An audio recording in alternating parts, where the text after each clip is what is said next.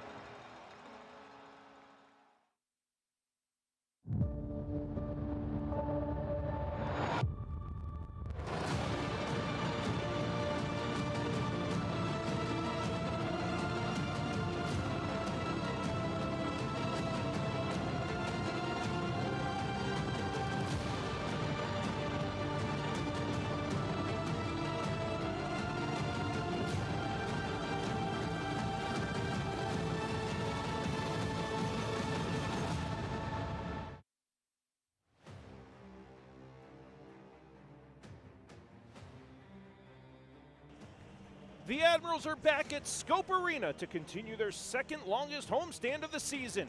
Last weekend was a Valentine's date with their newest North Division rival. Tonight we welcome in another newcomer to the 757 as we kick off a 3-game series against the Central Division's Fort Wayne Komets.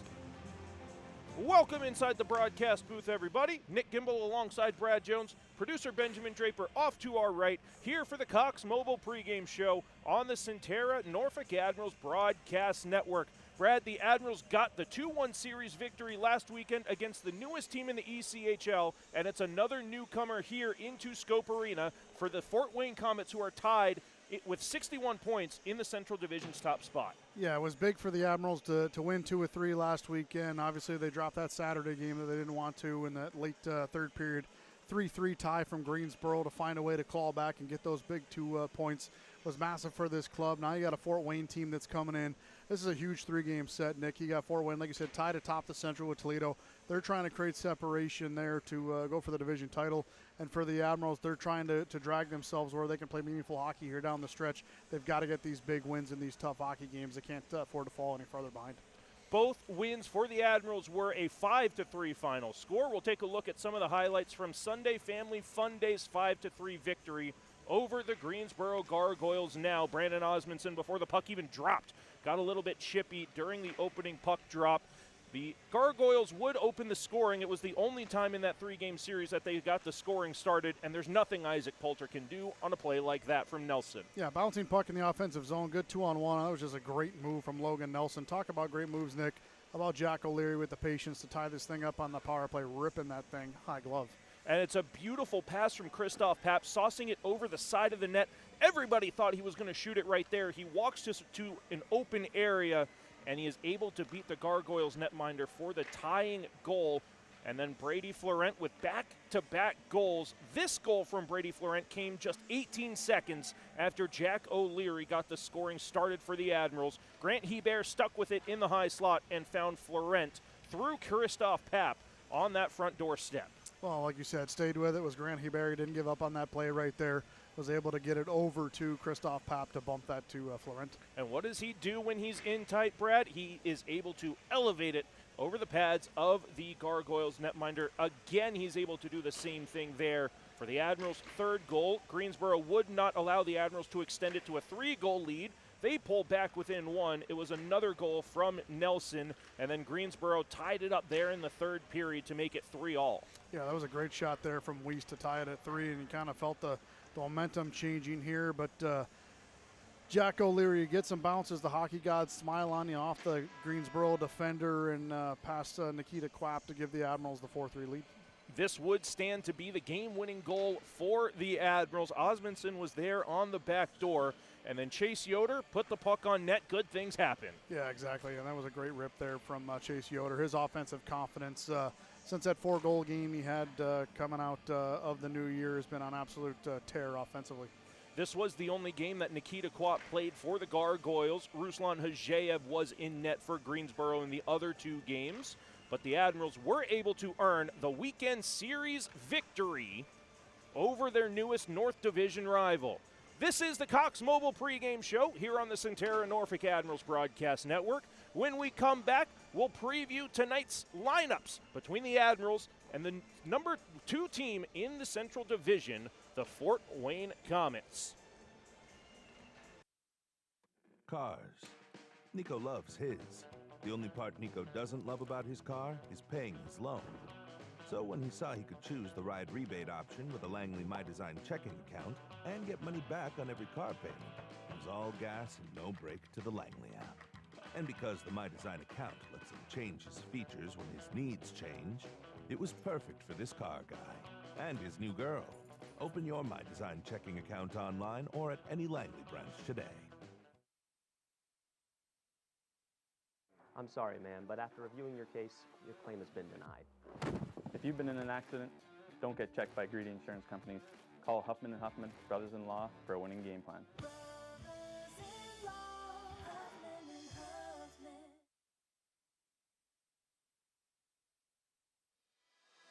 Where the pros train to get stronger, faster, and game ready.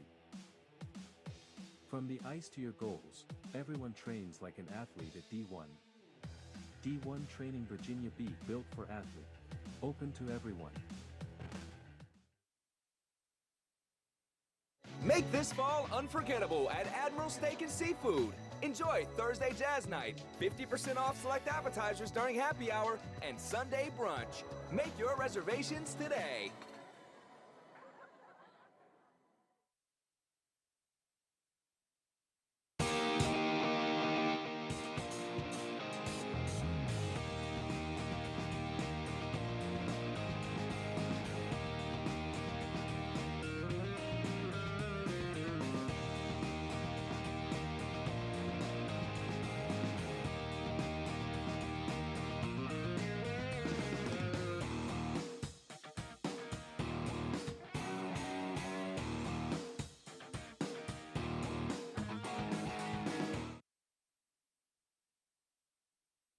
Admiral fans, on the ice, every goal counts.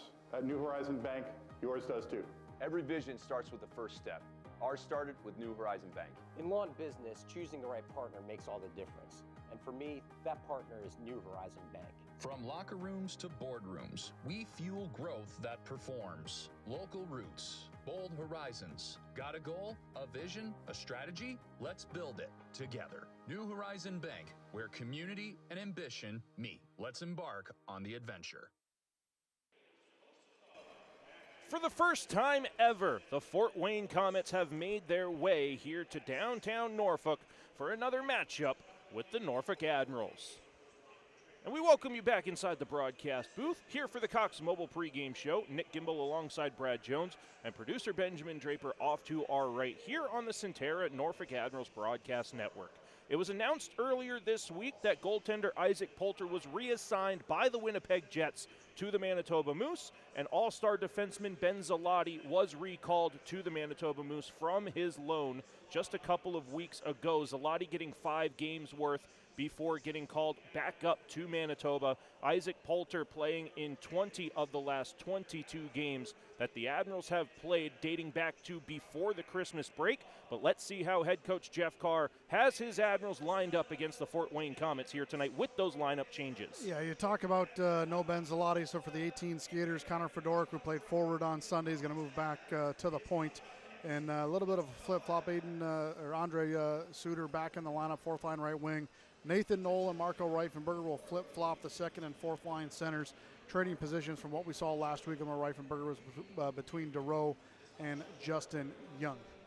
Andre Sutter getting his first ECHL points in his second game played with the Admirals. He started with an assist on a Brandon Osmondson goal, and then he was right there to pick up a bad turnover from Ruslan Hajeyev in that Saturday game against the Greensboro Gargoyles. But this is a powerhouse Fort Wayne Komets team that has made their way here to Scope Arena for the first time. Let's see how Fort Wayne lines up for their first time here in the 7-5-7.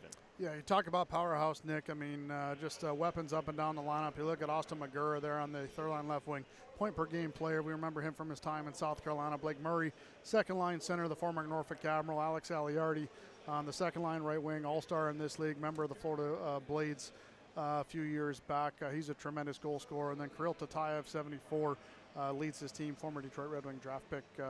This team is absolutely loaded up front on offense. Not only loaded on offense, but there is some family pedigree on this Fort Wayne Komets team.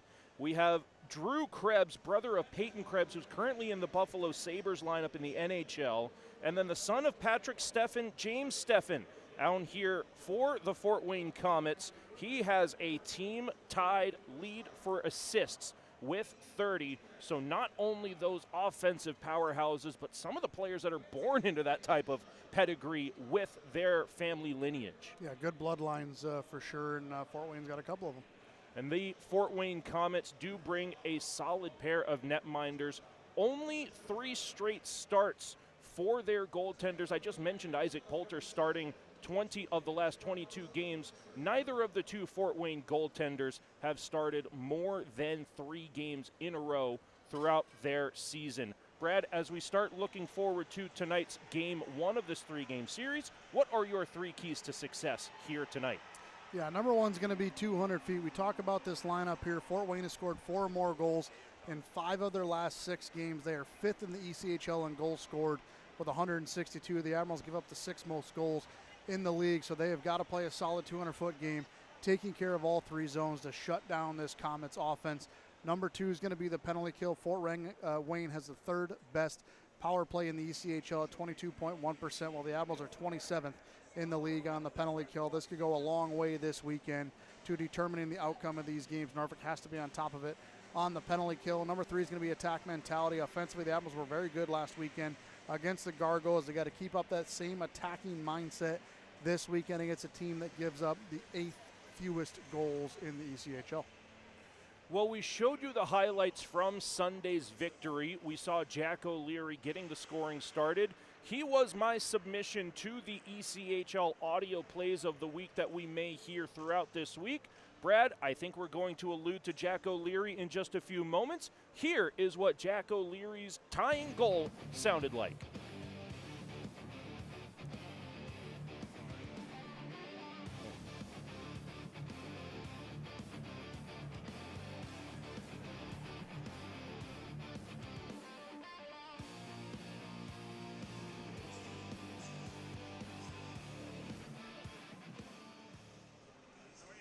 Well, we mentioned it, O'Leary, we all thought he was going to shoot that puck as soon as he got a hold of it from Christoph Papp, walked to that open area and fired it home for the tying goal at the time. And now we'll get into, Brad, your players to watch here for this first Wednesday home game of the season. Yeah, a little bit of foreshadowing there for Mr. Gimbel, but for Fort Wayne, we mentioned Kirill Tatayev, the 2019 7th-round draft pick of the Detroit Red Wings, leads this Komets team this season with 43 points on 13 goals and 30 assists. He's notched 13 points in his last 10 games, including 6 points last weekend in 3 games against Toledo in the Indy Fuel.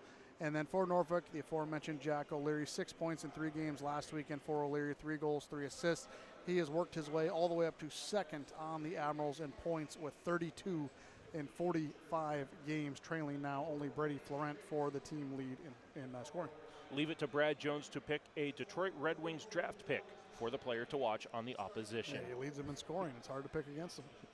This has been the Cox Mobile pregame show here on the Centera Norfolk Admirals Broadcast Network. When we come back, we'll welcome in our live TV audience on the Spot 27 here across Hampton Roads, and we'll bring you opening puck drop between the Fort Wayne Komets and Norfolk Admirals in just a few moments.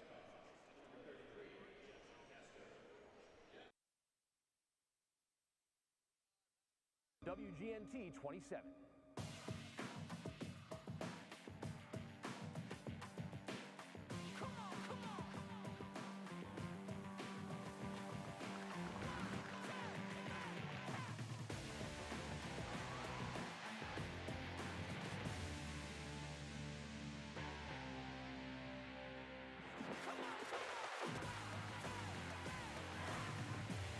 The Norfolk Admirals on WGNT 27.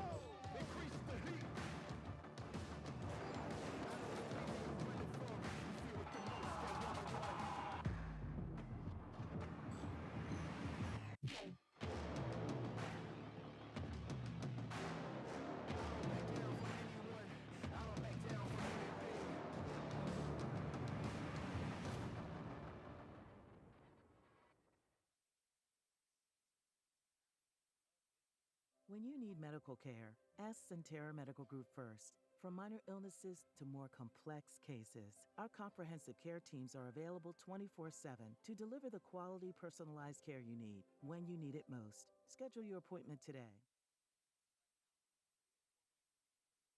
Brennan's catchphrase? Never settle. So when it came time to pick a feature for his Langley My Design checking account, like fewer overdraft fees, a car loan rebate, or an exclusive high-yield savings account, Brennan didn't settle for just one. He went with the all-in bundle. Every feature for one low monthly price. Now Brennan's checking account is just how he likes it, and that's everything. Open your My Design checking account online or at any Langley branch today. We're 20, and yeah, we're celebrating big. Because in 20 years, we didn't just make the gear. We made hockey cooler. They said we were too loud, too flashy, too different. They told us to tone it down. The Warriors don't tone it down. We go full throttle. And this is just the start. 20 years in and we're just getting warmed up. We're still the brand that makes the gear you can win in, chirping, partying. And if you thought we were bold before, just wait. The next 20 years start now.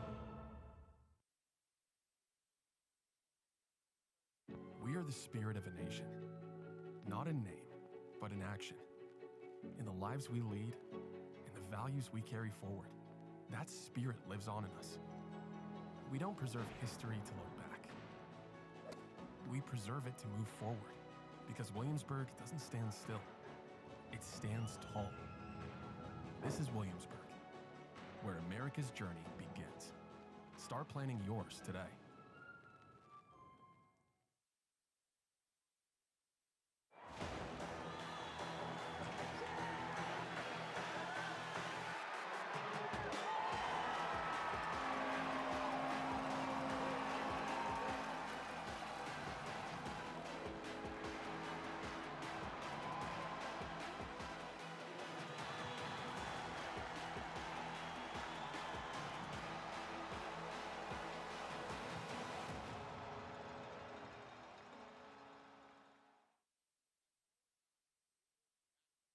WGNT 27 has moved up to Cox Channel 44, where you can catch news in the morning on your time. Good morning. Thanks for starting your day with us. Watch evening news at 7 that's worked around your schedule. And late news at 10 that's not too late, helping you get to bed on time. Thank you so much for watching. Oh yeah, did I mention we broadcast Norfolk Admirals games? Score! WGNT 27, your home for local news and sports. Now on Cox Channel 44.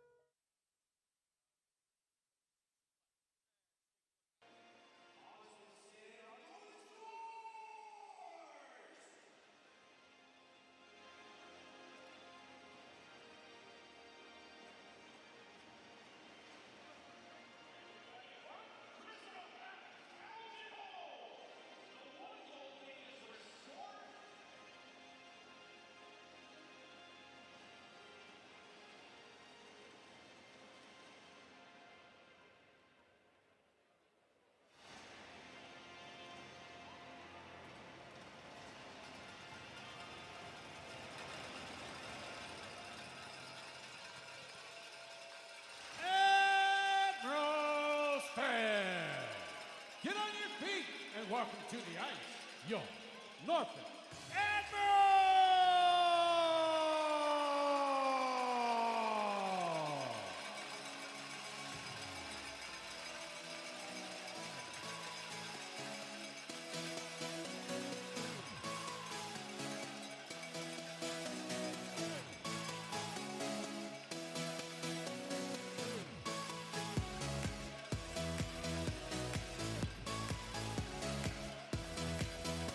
And now the starting lineup for your Norfolk Admirals presented by Sky 4.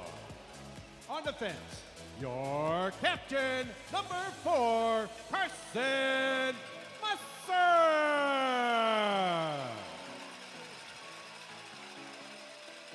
On defense, number 23, Josh McDougal.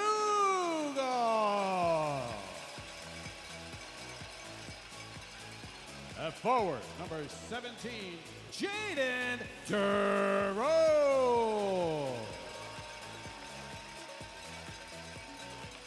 At forward, number 21, Justin Young.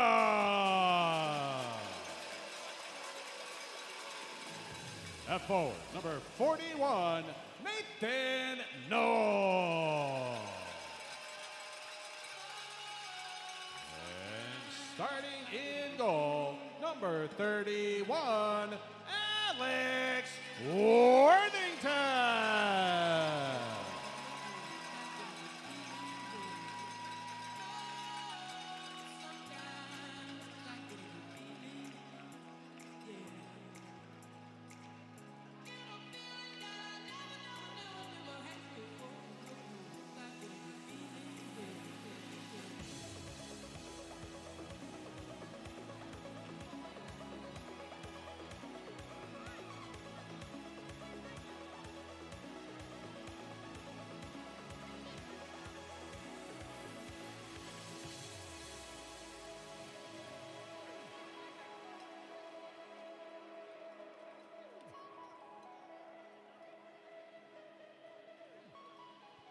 Ladies and gentlemen, to honor America, would you please stand if you're able? Gentlemen, remove your caps for the presentation of colors and the singing of the national anthem.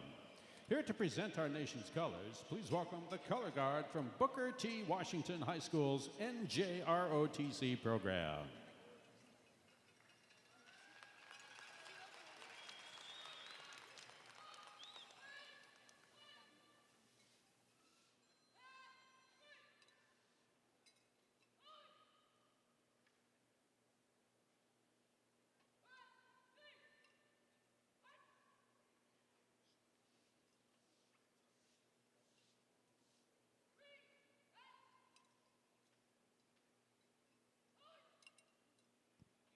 Here to perform the Star-Spangled Banner, please welcome students from Kingston Elementary School.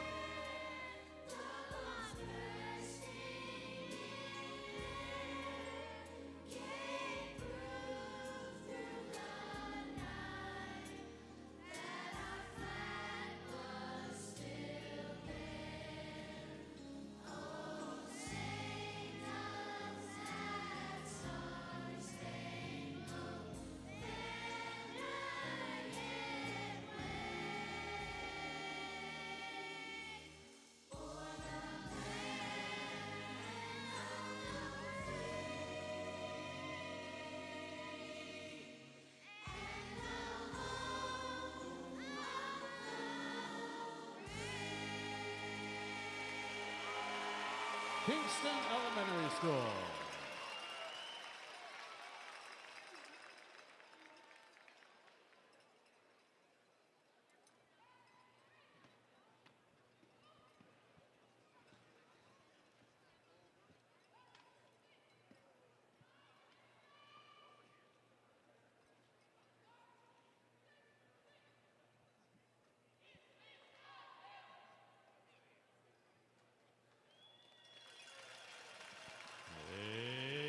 Marco, let's play hockey!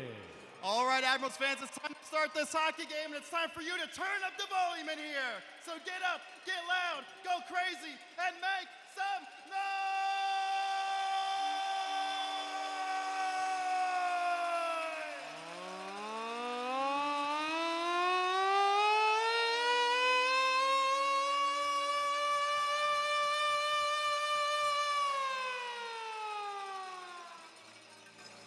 For the first time ever, we welcome in the Fort Wayne Komets of the Central Division here to Scope Arena. Nick Gimbel alongside Brad Jones and producer Benjamin Draper here for the Centera Norfolk Admirals Broadcast Network, the conclusion of the Cox Mobile pregame show. We'll take a look at tonight's starting goaltenders with Isaac Poulter.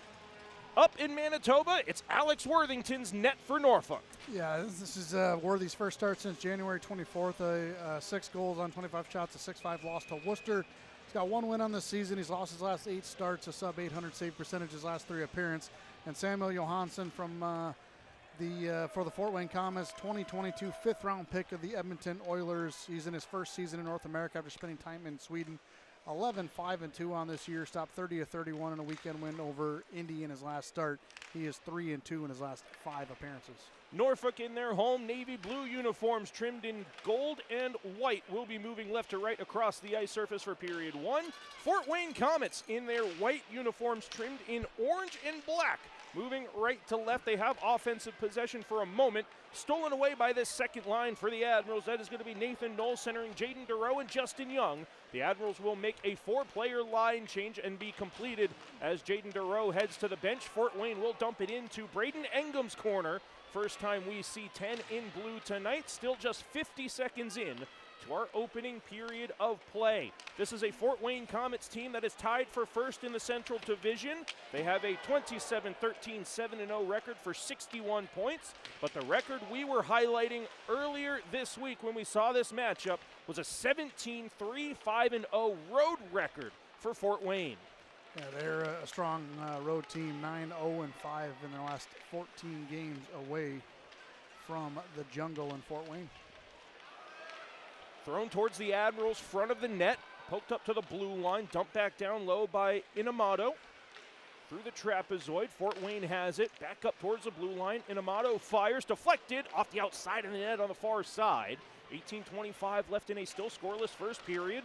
Big collision on the far side as Austin Magera dumps it in for Fort Wayne. Norfolk takes over, and Jack O'Leary, Brad's player to watch tonight, has it at the Admirals' blue line. He'll gain center ice red and dumps it in as Christoph Papp takes a tumble and a slide through the neutral zone. He's in on the solo forecheck, lays a body, earns possession on the near side corner before he's dumped on his backside, and it's going to be a hand pass called against the Admirals with 18:02 left in period 1. We already alluded to Jack O'Leary as Brad's player to watch. Brad, take us through your players tonight. Yeah, 6 points his last 3 games last weekend for O'Leary, 3 goals, 3 assists. He's up to second on the team in points now with 32 and 45 games played in for Fort Wayne. Number 74, Kirill Tutayev, 2019 7th round pick of the Detroit Red Wings, leads the Komets this season, 43 points on 13 goals, 30 assists. He has 13 points his last 10 games, including 6 points in 3 games last weekend versus Indy and Toledo.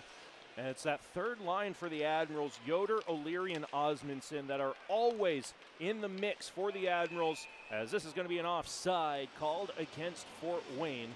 Brad's player to watch, getting 2 goals last game against the Admirals' newest North Division rival, the Greensboro Gargoyles. We'll see them in just 7 days as we take a step back in time on the Visit Williamsburg replay to see just how far Fort Wayne was offside. Yeah, I think a couple feet there on that one. That wasn't even close. Good early call there from Evan Knox. Evan Knox and Mark Dungan are linesmen tonight. It is a 4 official system. Brendan Schreider and Logan Gruhl are our two Orange Band referees in this 4 official system. Only 4 ECHL games tonight. One of them was a school day game earlier today at 10:30 a.m. That is already gone final, and the Admirals are the only North Division team in action tonight. So a lot of eyes on this Admirals team as they try to claw back in the North Division standings race. Fort Wayne will dump it in from the center ice logo with 17:20 left in period 1. Carson Musser, the captain, starts the breakout, and it's turned over off the stick of Grant Hebert and dumped right back into Admiral territory by Kirill Tutayev. Thrown towards the front, intercepted by Hebert. He throws it to the near side corner. Josh McDougall bumped into the boards as Hebert comes to help the breakout efforts. Down the left wing for Christoph Papp. He's hounded by a pair of white jerseys. He'll dump it in, but it's not far enough for an icing call. The Admirals make their line change. Just past 3 minutes gone in the opening period, still looking for goal number 1. It's in the legs of Braden Engum, and he lost it, but a back check from Andre Sutter helps earn the Admirals possession to start the breakout right through the middle. For Marco Reifenberger, this one goes all the way down, undeflected by Braden Nicoletts. So it will be a Sheraton Waterside icing called against the Admirals with 16:38 remaining in a scoreless first period. And Brad, tell us one more time your 3 keys to victory here tonight. Yeah, got to be a 200-foot game. Fort Wayne has scored 4 or more goals in 5 of the last 6 games. They're 5th in the ECHL on goals scored with 162. Well, the Admirals go up to 6th most goals against in the league. Got to have a solid 200-foot game, take care of all 3 zones. Penalty kill, Fort Wayne third best PK or power play, in the league. The Admirals 27th on the penalty kill. They could play a big role in this weekend series. The Admirals got to make sure they're on top of the penalty kill, and then attacking mentality. Offensively, the Admirals were very, very good last weekend against Greensboro on offense. Got to keep up that same mindset this weekend against a Fort Wayne team that gives up the 8th fewest goals against in the league. Samuel Janssen getting the start in net for Fort Wayne. Talking about the 8th fewest goals given up against in the league. A 2.52 goals against average for Samuel Janssen. .904 save percentage as well. Magnuson has trouble in the near corner. This one off the short side post and back out to the far side half wall. Admirals escape danger back out to the neutral zone. Something to keep an eye on, Nick. Braden Nicoletts went to the bench, and he is in a world of hurt. Was trying to skate and had a lot of trouble putting weight on, it looked like his left leg, and kind of hopped to the bench there. Darcy, we aren't looking at him now, but he looks like he's in a considerable amount of pain. All of that just 15 minutes and 37 seconds remaining in this first period. Young fires a shot that's blocked away in the high slot, and the back check from Nathan Knoll earns possession in the neutral zone on and off the stick of Jaden DeRoe, but back for Fedoruk and Drake to play catch in the Admirals defensive zone. Just about 5 minutes gone in period 1. We want to thank all of you for joining us here on the Centera Norfolk Admirals Broadcast Network. Stopping the play as the puck goes over the glass and out into the stands with 15:17 remaining in a scoreless first period. This Saturday is our Yorktown night. Now through February 22nd, you can bid on our game-worn autographed Yorktown specialty jerseys. Visit our social medias to access the auction and bid now, and you can scan the QR code on your Flow Hockey and Spot 27 screen now. They just showed the replay of the Nicoletts injury up on the Jumbotron there, Nick, and he went down no contact by himself trying to play the puck on the wall. It was very awkward to see him go down like that. So, again, something to keep an eye on. Sometimes those no contact injuries where you just twist on yourself, sometimes those are some of the more painful injuries. You're not necessarily expecting you to hurt yourself. You can brace for a collision, you can brace for a shot block, but when you just get your ankle twisted up, just completely unknowingly, those are some of the more dangerous collisions you have with yourself or the ice surface. Especially as you get older, you hurt yourself just getting out of bed. 14:40 remaining in period 1. O'Leary, that would have torn my ACL from the splits in the high slot. Lost possession, though, and here comes Fort Wayne over the blue line to the near side. Back door just missing on the far side post as Tutayev tried to find a player on the back door. I believe that was Blake Murray streaking to the far side post.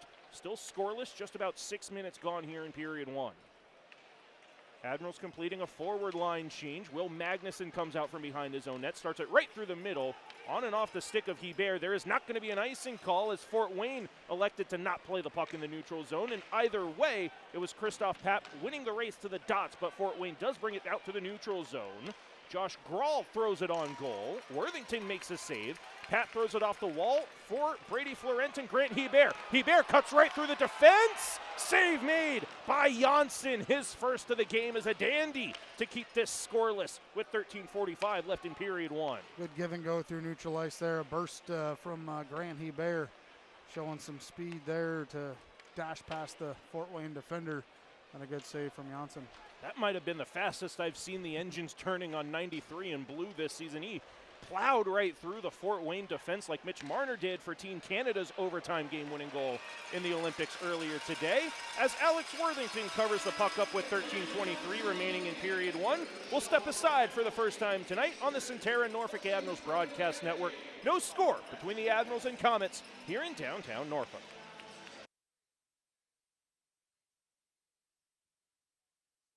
Hi, Norfolk Admirals hockey fans. I'm Jan Jeffcoat from the National News Desk. Depend on our network of nearly 4,000 local journalists when news breaks across America. Locally covered, nationally connected, the National News Desk covers major breaking news across the nation, region by region, state by state, city by city. The National News Desk is America's News Now. Weekday mornings beginning at 6 on MyTVZ.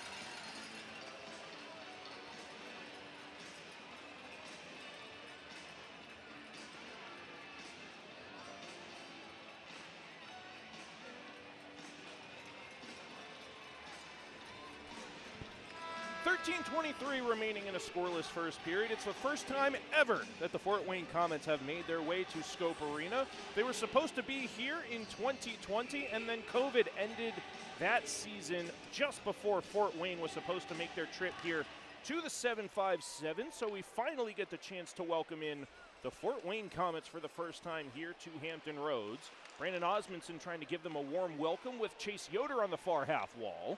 They'll go in on the forecheck. They lose possession at the top of the circle on the far boards, but they get it right back. Yoder trying to throw it towards the front. Osmondson has it roll right off of his stick.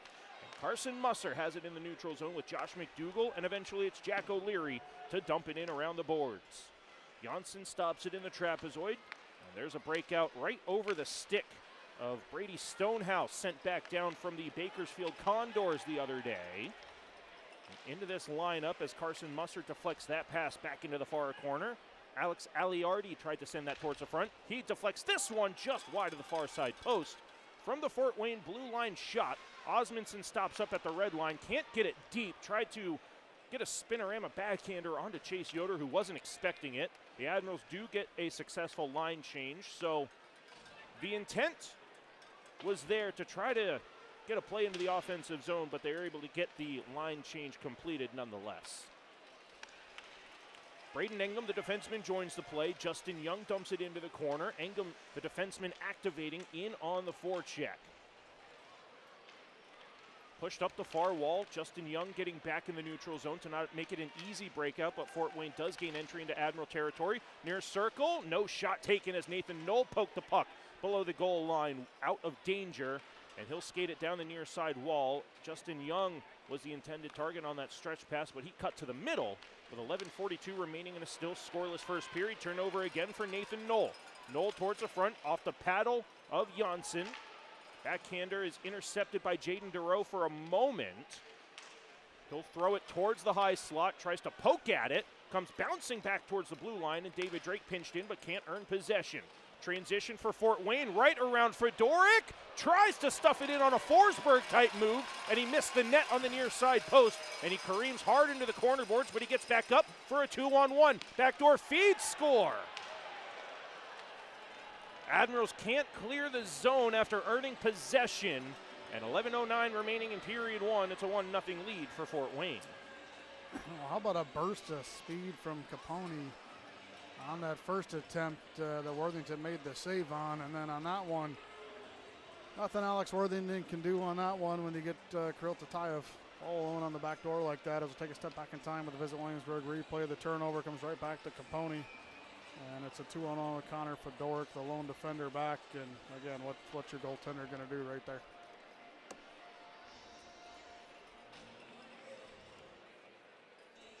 1-0 lead for the Fort Wayne Komets. Almost 9 minutes in to period number 1. Assist from number 88, Matt Capone, and number 25, William DeFour, at 8:51 of the first period.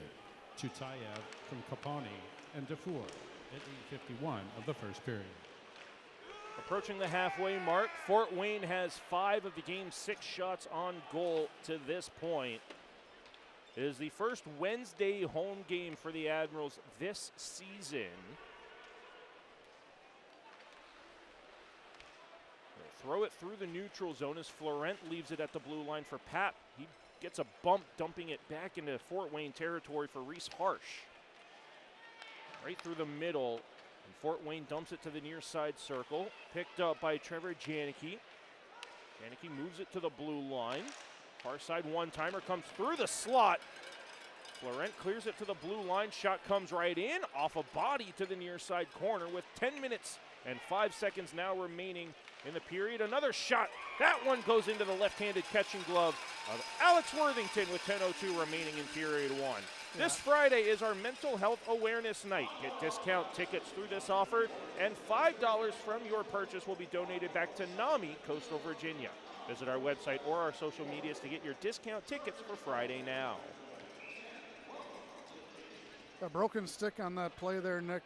Puck doesn't get out, and Smerek winds up on one there. Good glove save made by Alex Worthington. We talk about this Fort Wayne team and their goal-scoring prowess. But clearly a team that makes you pay for your mistakes. Got to make sure those pucks get out of the zone. Definitely a type of team that you don't want to beat yourself against Fort Wayne. You got to limit the turnovers in your defensive zone, make the smart plays. You mentioned it in your keys to success, that 200-foot game. You got to start in your defensive third in that defensive zone before you can start attacking north. Josh McDougall with the extended arm blocks that blue line shot. 9.5 remaining in period 1. It's a 1-0 lead for Fort Wayne, and the Komets will be forced back to their defensive end. Jack O'Leary's hard on the forecheck. Into the near side corner, getting help from Osmondson in the trapezoid. Admirals outnumber in the board battle. They earn possession for a moment, right through the stick of Osmondson and Yoder. Possible 3-on-2 as Samarik starts it for Fort Wayne. Back to the near side. Good back check stick from Chase Yoder to stop that 3-on-2 with 9:05 remaining in period 1. Towards the high slot on the far side, and Osmondson blocks that shot and steers it to the half wall. Back to the blue line, Samarik walks to the middle. He'll send it towards the front, blocked away by Magnuson as Osmondson is tied up on the far side as he will watch the puck find its way to the neutral zone. Transition is just barely onside, says Evan Knox. And Marco Reifenberger starts the breakout for Magnuson, all the way up for Jack O'Leary. He'll slap one off the right pad of Janssen, and the rebound cleared out to the neutral zone. Nicolette's going down again in the corner. Guy's kind of falling all over the place here in the first 10-12 minutes here of this opening period. Well, great to see Nicolette's get back in this game. We mentioned that non-contact type of injury that he may or may not have sustained earlier in this period, so good to see him back out on the ice with 8:15 remaining in period 1. He'll take a collision to get that puck out into the neutral zone for Andre Sutter to dump it around the boards into the far corner. He'll go in on a solo forecheck effort, flushing the puck out of the near side as Luca Hano brings it through the neutral zone, and we're going to have our first delayed penalty with 8 minutes exactly remaining in period 1. It'll be a tripping penalty as the Admirals head to their first Centera Therapy Center penalty kill of the night when we come back to the Centera Norfolk Admirals Broadcast Network.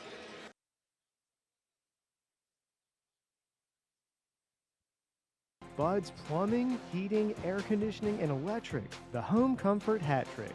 For all of your home service needs, you've got a Bud for that.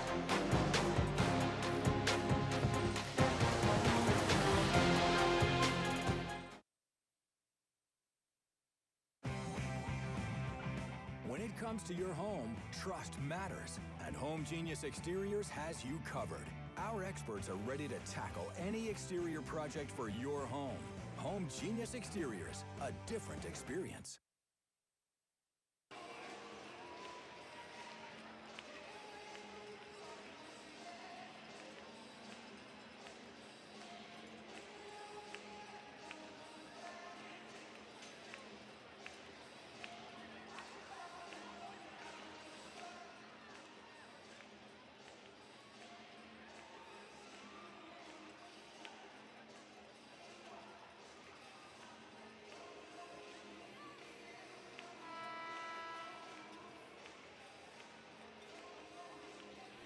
8 minutes remaining in period one. We'll take a step back in time on the Visit Williamsburg replay to take a look at Jaden DeRoe's tripping penalty. Pretty clear cut to send the Admirals to the first Centera Therapy Center penalty kill of the night. An easy one for Logan Gruel's first penalty call of the night. The Admirals will be shorthanded 5-on-4, 12 minutes into the first period.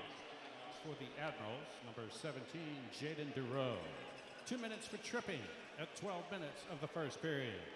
DeRoe, 2 minutes for tripping at 12 minutes of the first period. The Admirals are on the Centera Therapy Center's penalty kill.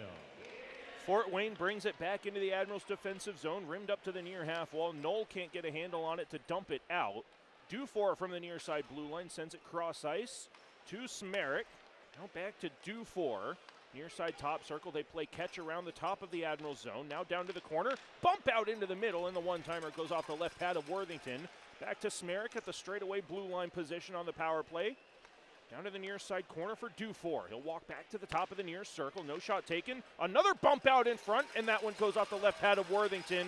Fort Wayne clearly wanting that low to high play from below the goal line. O'Leary goes for a skate shorthanded and sends a shot off the left pad of Janssen, and the Admirals will make a penalty kill line change halfway through their Centera Therapy Center penalty kill. Shot not taken as it gets deflected by Engum and thrown all the way down the rest of the way by the Admirals. Well, those first few looks, Nick, you see why this power play for Fort Wayne is so deadly. Some great puck movement there, and they are using that bumper right in the middle to create one-time opportunities. So we'll see, again, a game of adjustments is hockey, so we'll see what adjustments the Admirals make here to try to counter that.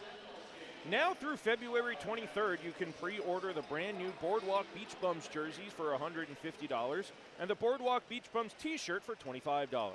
Visit our social media to pre-order yours today so you can be ready for our Boardwalk Beach Bums game on April 3rd.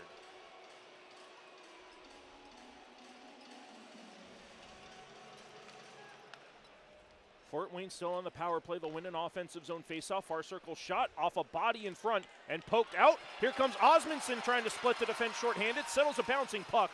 It's knocked away to Chase Yoder at the offensive blue line. Osmondson is down low. Yoder finds him. Osmondson alone. Score! It's a shorty again. 6:19 left in period one. We're tied at 1. Boy, Nick, we've talked about how good Oz was last weekend, putting his team on his back. He tries to spring free for the shorthanded breakaway. And then fantastic effort from 7 and Navy Blue. Coulda, shoulda, woulda been a penalty right there as he was getting held. But he's able to fight the second, third effort as Chase Yoder to find Osmondson, who's left all alone in front of the net to tie this game up. Stick handling in a phone booth was Brandon Osmondson in front of Janssen, and a deadly power play against a deadly shorthanded unit for the Admirals. They have now 6 shorthanded goals this season. That's tied the game up at 1. Shorthanded goal. Scoring his 14th of the season, number 25, Brandon Osmondson. Assist for number 7, Chase Yoder. At 13:41 of the first period, Osmondson from Yoder at 13:41 of the first period. Down to 5:45 left in period one. We're tied at 1. The Admirals do kill off the remainder of their Centera Therapy Center penalty kill. We're back to 5-on-5 full and even strength. Jaden DeRoe out of the beat box, penalty box. Onside over the blue line comes Christoph Papp right off of his stick as he gained entry and back to the neutral zone. McDougall stays onside with Hebert. Down the near side while the defenseman throws it in front to the high slot. Sutter fires and it's into the midsection of Samarican, dropped in the trapezoid. Play's going to continue. I didn't see the puck after it left the stick of Sutter. Everybody was looking in the net, but it was in the midsection of Smerek and eventually down to the Admirals' defensive zone, and Smerek is shaken up after that inadvertent shot block from Andre Sutter. Yeah, he's got his left hand right on his, looks like his stomach or his ribs there, as that one drilled him right in the midsection. Back towards the front, Admirals outnumbered, down low, thrown on the outside of the net by Hebert, back towards the front and paddled away back to the far corner. Good defense by Harsh. Reifenberger corralling it in his skates, getting help from Grant Hebert. Thrown towards the blue line, intercepted, and Fort Wayne will dump it in from the center ice red line. Worthington out of his net, fakes it to the near side, rims it up the far side, and Nathan Noel will backhand it to an open area into the middle for Justin Young. Young trying to get there in the near circle in the offensive zone, and he picks up possession. Rims it around to the far side through Jaden DeRoe for Will Magnuson. Near side, Fedoruk fires a one-timer, and a good save from Janssen. He scored against Greensboro with that lethal one-timer, but Janssen keeps Fedoruk out of the net so far. Yeah, I said it last week. Fetty's got a sneaky hard one-timer. Too many men on the ice coming up here to Fort Wayne, Nick. 4:02 remaining in period number 1. The Admirals will go to their first New Horizon Bank power play. When we come back, Brandon Osmondson has the Admirals tied up at 1 with the Fort Wayne Komets here on the Centera Norfolk Admirals Broadcast Network.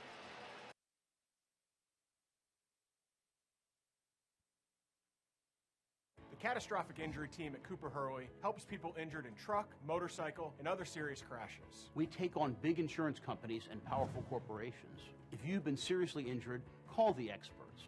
Call Cooper Hurley.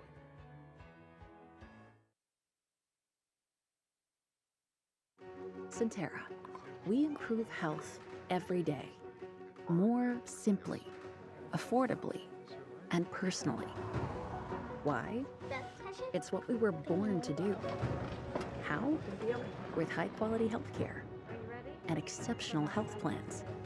All for the patients, members, and communities we serve. Centera. Improving health every day.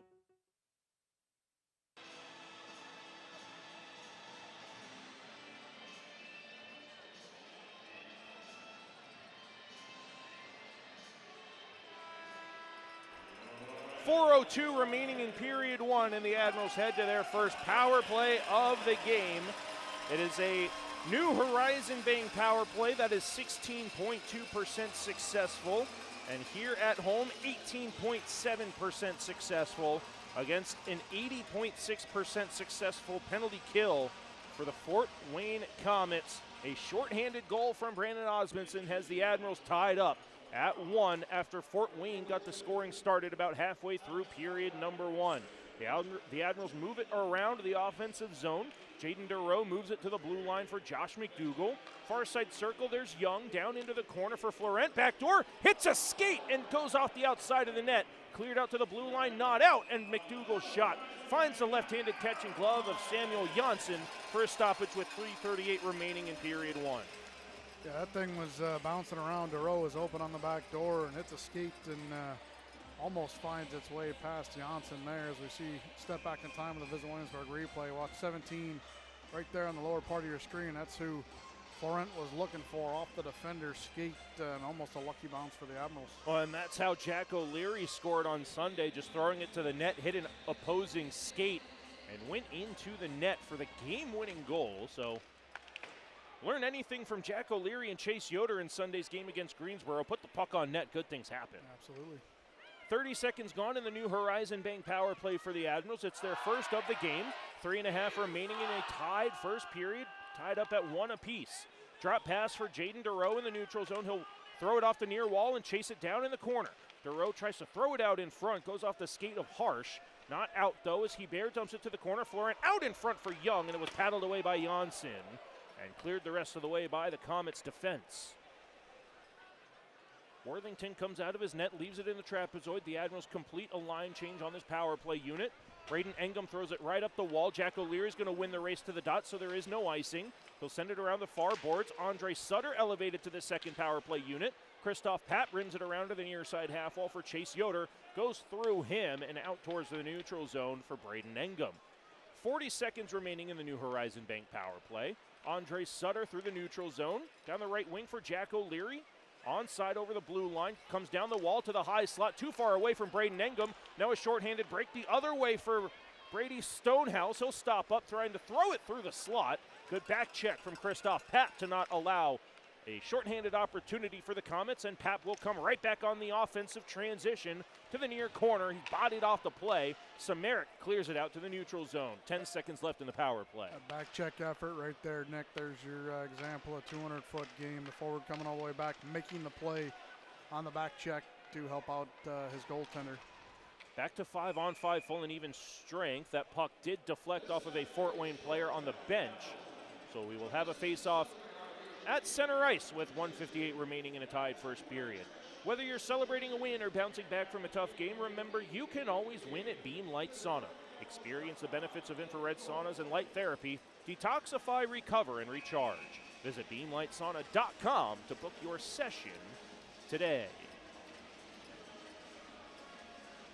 Inside of 2 minutes remaining in the opening period, we're tied at 1. Magnuson from the center ice red line with help from Andre Sutter dumps it in. Sutter gloves it down in the high slot, moves it to the blue line. Drake lets one rip into the left-handed catch and glove of Samuel Janssen, who gives up no rebound in a tied first period with 1:46 remaining. In the opening period of play, shots are now 7-6 in favor of Fort Wayne. At one point, they led that shot category 6-1, Brad. The Admirals weathering the storm early and getting a good second half of this first period. Yeah, and it all starts with that shorthanded goal, the effort from Osmondson and Yoder, and you can feel that big penalty kill. You get the shorthanded goal, really kind of injected some more energy here in this team. Giroux gets to the loose puck with Justin Young. They can't get a shot on goal. Marco Reifenberger elevated to the second line. This was the same lineup that we saw on Sunday's game. We mentioned it in the Cox Mobile pregame show. Nathan Knoll and Marco Reifenberger swapping second and fourth line positions. So Reifenberger elevated again to the second unit with Young and Giroux, as Nathan Knoll was out there just a little bit ago. Delayed offside with 1:17 remaining in period 1. Admirals tag up and go in on a light forecheck pressure. Fort Wayne in the middle of a line change that deflects off the stick of Chase Yoder, says Mark Dungan, so we continue on with 1:05 remaining in period 1.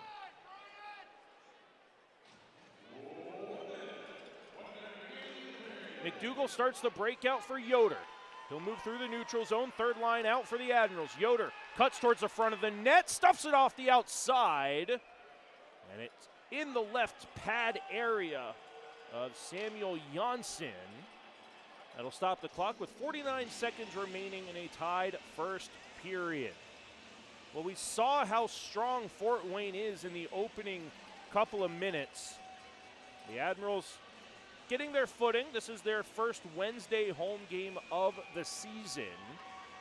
Bit of a short week following the 3-3 against the Greensboro Gargoyles. A Wednesday, Friday, Saturday set of games this week against Fort Wayne before another set of Wednesday, Friday, Saturday games against the Greensboro Gargoyles next week. A lot of game action for the Admirals over the next couple of weeks. Offensive zone face-off. Puck migrates to the far corner boards. Florent and McDougal get to it in the neutral zone, but it's right on Fort Wayne possession for Tatayev. And Samaric looks for an option on the breakout. Over the far side blue line, it is onside. Bounces into the midsection of Alex Worthington. He'll take no chances and stops the clock with half a minute remaining in a tied first period. Yeah, important here, Nick. 30.1 seconds left. You got 1-1 game, 8-8 in the shot department. You got to finish the period here. Defensive zone face-off. If you lose it, know your assignments. If you win it, make sure you get it out. You don't want to give anything up here late in the last minute. Admirals will win the defensive zone face-off. Good reverse hit from Braden Engel, but he can't clear the puck out on the first attempt. Second attempt is successful. Fort Wayne coming right back the opposite direction. Down to 14 seconds remaining in the period. Third line of the Admirals does their job of holding possession and killing time. Now it's Magnuson at the near side top circle. Yoder chips it in. 3 seconds left in period 1, and the Admirals will head into the locker room, tied with the Fort Wayne Komets, 1-1. When we come back to the Centera Norfolk Admirals broadcast network, it'll be the Buds Plumbing, Heating, Cooling, and Electric first intermission show as the Admirals are tied with the Komets 1-1 after period 1.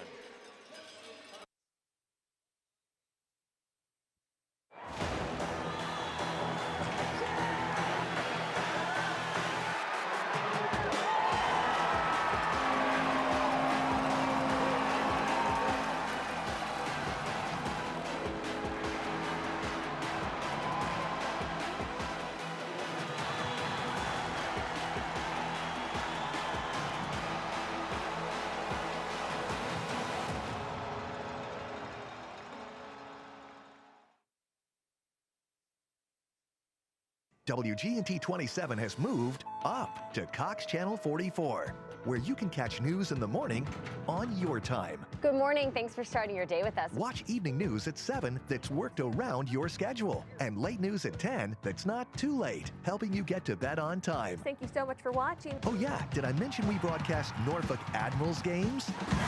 Score!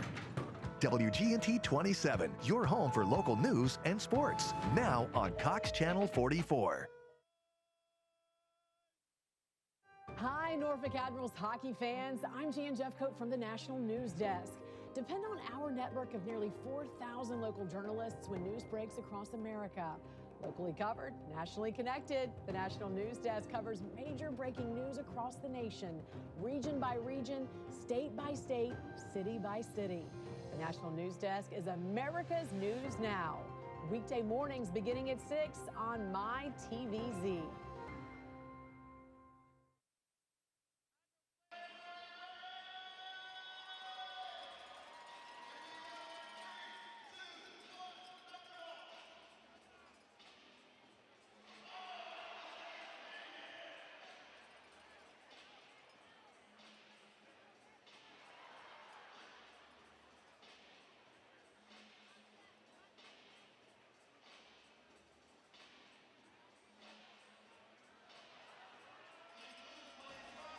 And we welcome you back inside Scope Arena as the Admirals are tied with the Fort Wayne Komets 1-1 after period one.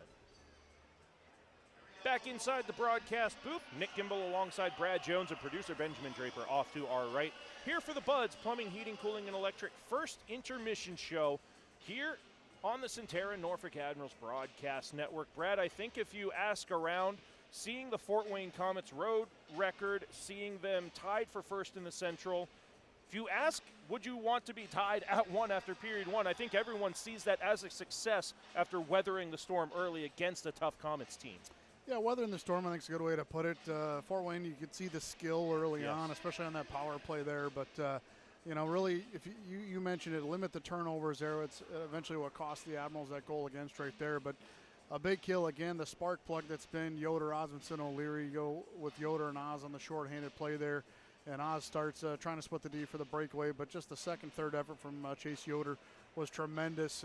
Could have easily drawn a penalty. I don't know why there wasn't even a delay on that. He was getting accosted over there coming off the wall. But great effort to get it to Osmondson, and who found himself lost all in front. Not a comment around, and he finds a way to bury it.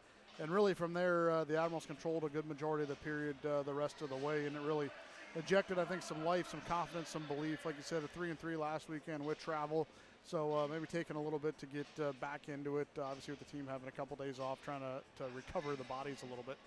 Osmondson's shorthanded goal, the 6th shorthanded goal of the season for the Admirals, is our scrimp shack play of the period. You mentioned it, Brad. You can see Osmondson nice and patient on the back check, trusted his teammate to earn possession, and he is left all alone in the low slot, and you see him point out Yoder's hard work.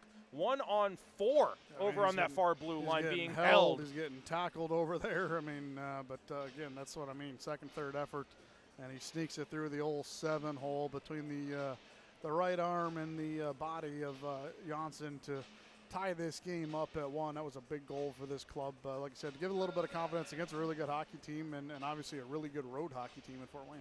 And a really good power play unit for Fort Wayne, too. We mentioned it when they were going on the power play for the first time. So to not only kill it off, but to get a shorthanded goal of your own to tie it up, the Admirals got to be feeling good about themselves after period one. We're tied at 1 between the Admirals and Fort Wayne Komets. When we come back to the Centerra Norfolk Admirals Broadcast Network, it'll be more of the Buds Plumbing, Heating, Cooling, and Electric first intermission show here from downtown Norfolk.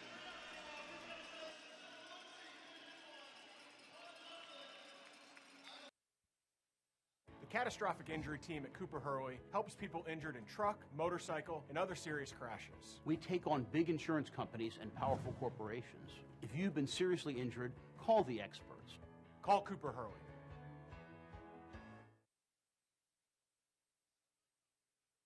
Centerra.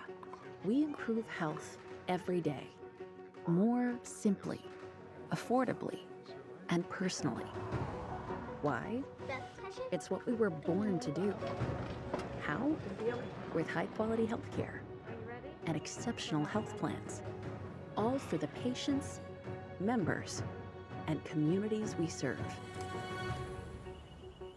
Centera, improving health every day. Cars. Nico loves his.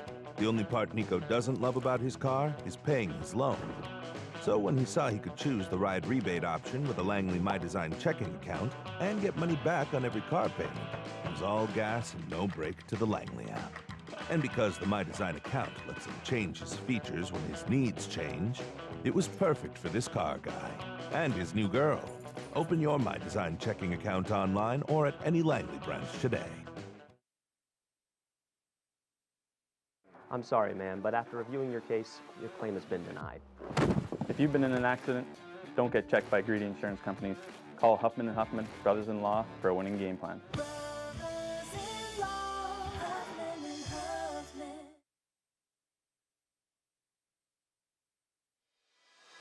Where the pros train to get stronger, faster, and game ready. From the ice to your goals, everyone trains like an athlete at D1. D1 Training Virginia Beach, built for athlete. Open to everyone. Make this fall unforgettable at Admiral Steak and Seafood. Enjoy Thursday Jazz Night, 50% off select appetizers during happy hour, and Sunday brunch. Make your reservations today.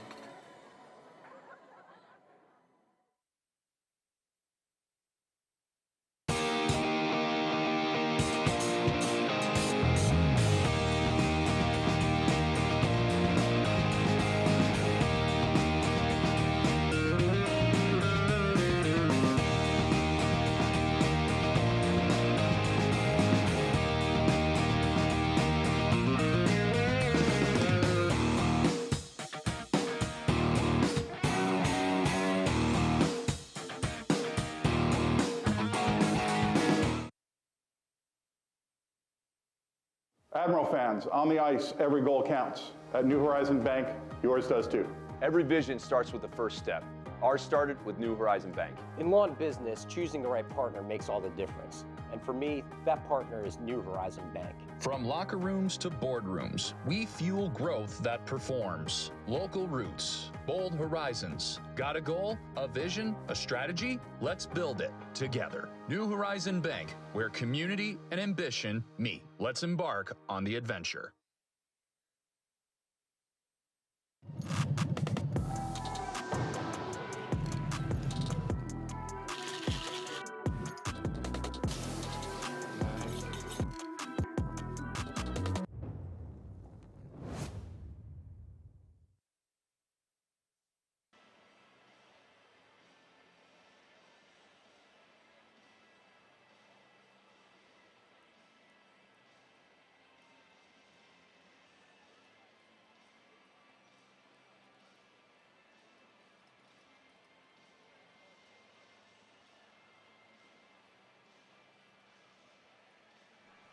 Welcome back inside Scope Arena for the continuation of the Buds Plumbing, Heating, Cooling, and Electric first intermission show here from downtown Norfolk as the Admirals and Komets are tied at 1 after period 1.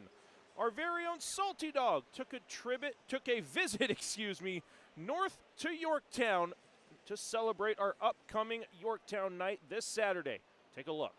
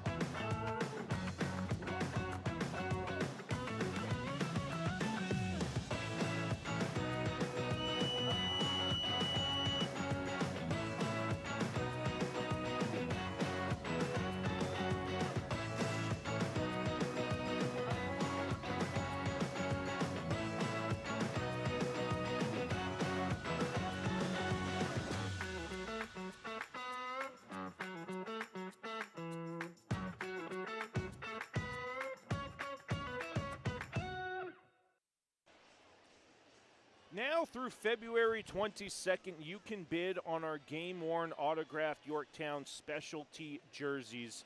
Visit our social medias to access the auction and bid now. The Admirals will be wearing those specialty jerseys for Saturday night's Yorktown night. The other big piece of news for the Admirals this week, we launched the first episode of our brand new podcast, Inside the Fleet.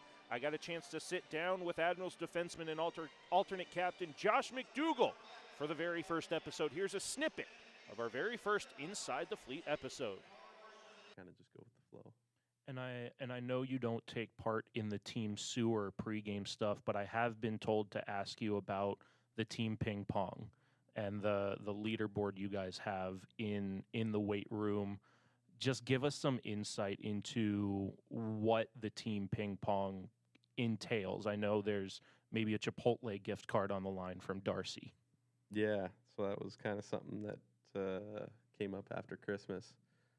Darcy came up with that, and it's brought a lot more guys to the ping pong table. That was a struggle that we had, was getting guys to play ping pong, and I'm one of those players that just wants to rack up games in there, so it was good to bring a lot more guys in there. We'll get doubles going, and the competitive aspect that you bring out of guys in a different way on the ping pong table is good. And, you know, just seeing who the dogs are and who's got that natural ability on the table is pretty good. Well, I had the honor of being absolutely dusted by you the one time I picked up the paddle. Who are those dogs? Who are the better players on the team, and who are the ones that, for lack of a better term, are the easy pickings to get the wins on the leaderboard? I wouldn't. I think you were sandbagging a little bit.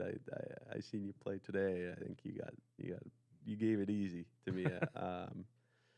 But some of the dogs, well, Younger and Hebert, they both get their games in. That's for sure. They're two of the better players. Played Magnuson recently, and he was able to beat me pretty easily. Yeah? So he was one that he hardly ever played, even last month. And then he kind of surprised everyone. But he's always lurking, so you knew that he could be a player, and he definitely is a player. And then I don't know. There's a lot of guys that are pretty good, but they kind of stay away from the table a little bit. If you're looking for an easier game, probably Oz. Oz doesn't really have that ping pong game like he does on the ice. And I don't know that I've even seen him on the table when I'm around you guys during practice days to even get that repetition in. Yeah, I mean, he tries to stay away from the table, but guys drag him in and beat up on him for some confidence or something. But he's getting better. Like he's starting to have some closer games. But yeah, aren't there also those little contingency rules that you're only allowed to decline a challenge 2 times a day? Yeah, if you're looking to move up on the rankings, you can only decline once a day, and then the following day, if they challenge you again and you decline, they automatically swap spots. So that's the little contingency to get some movement on the leaderboard for sure. Big thanks to Josh McDougall for being our very first guest on our brand new podcast, Inside the Fleet. This has been the Cox Mobile pregame show here on the Centera Norfolk Admirals Broadcast Network. When we come back, we'll bring you Period 2 between the Admirals and Komets here from Scope Arena.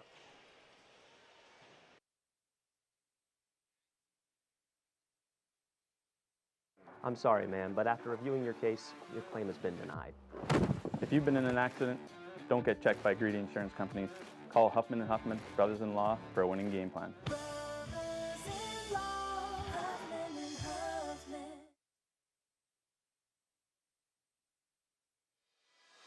Where the pros train to get stronger, faster, and game ready. From the ice to your goals, everyone trains like an athlete at D1. D1 Training Virginia Beach, built for athletes. Open to everyone. Make this fall unforgettable at Admiral Steak and Seafood.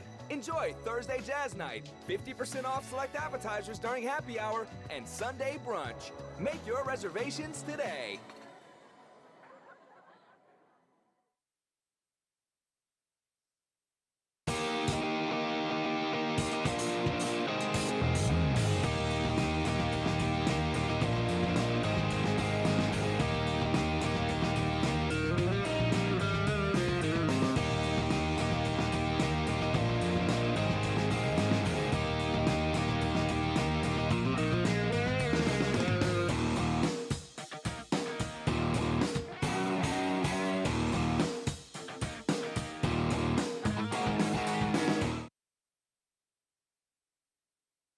Admiral fans, on the ice, every goal counts. At New Horizon Bank, yours does too. Every vision starts with the first step. Ours started with New Horizon Bank. In lawn business, choosing the right partner makes all the difference. And for me, that partner is New Horizon Bank. From locker rooms to boardrooms, we fuel growth that performs. Local roots, bold horizons. Got a goal, a vision, a strategy? Let's build it together. New Horizon Bank, where community and ambition meet. Let's embark on the adventure.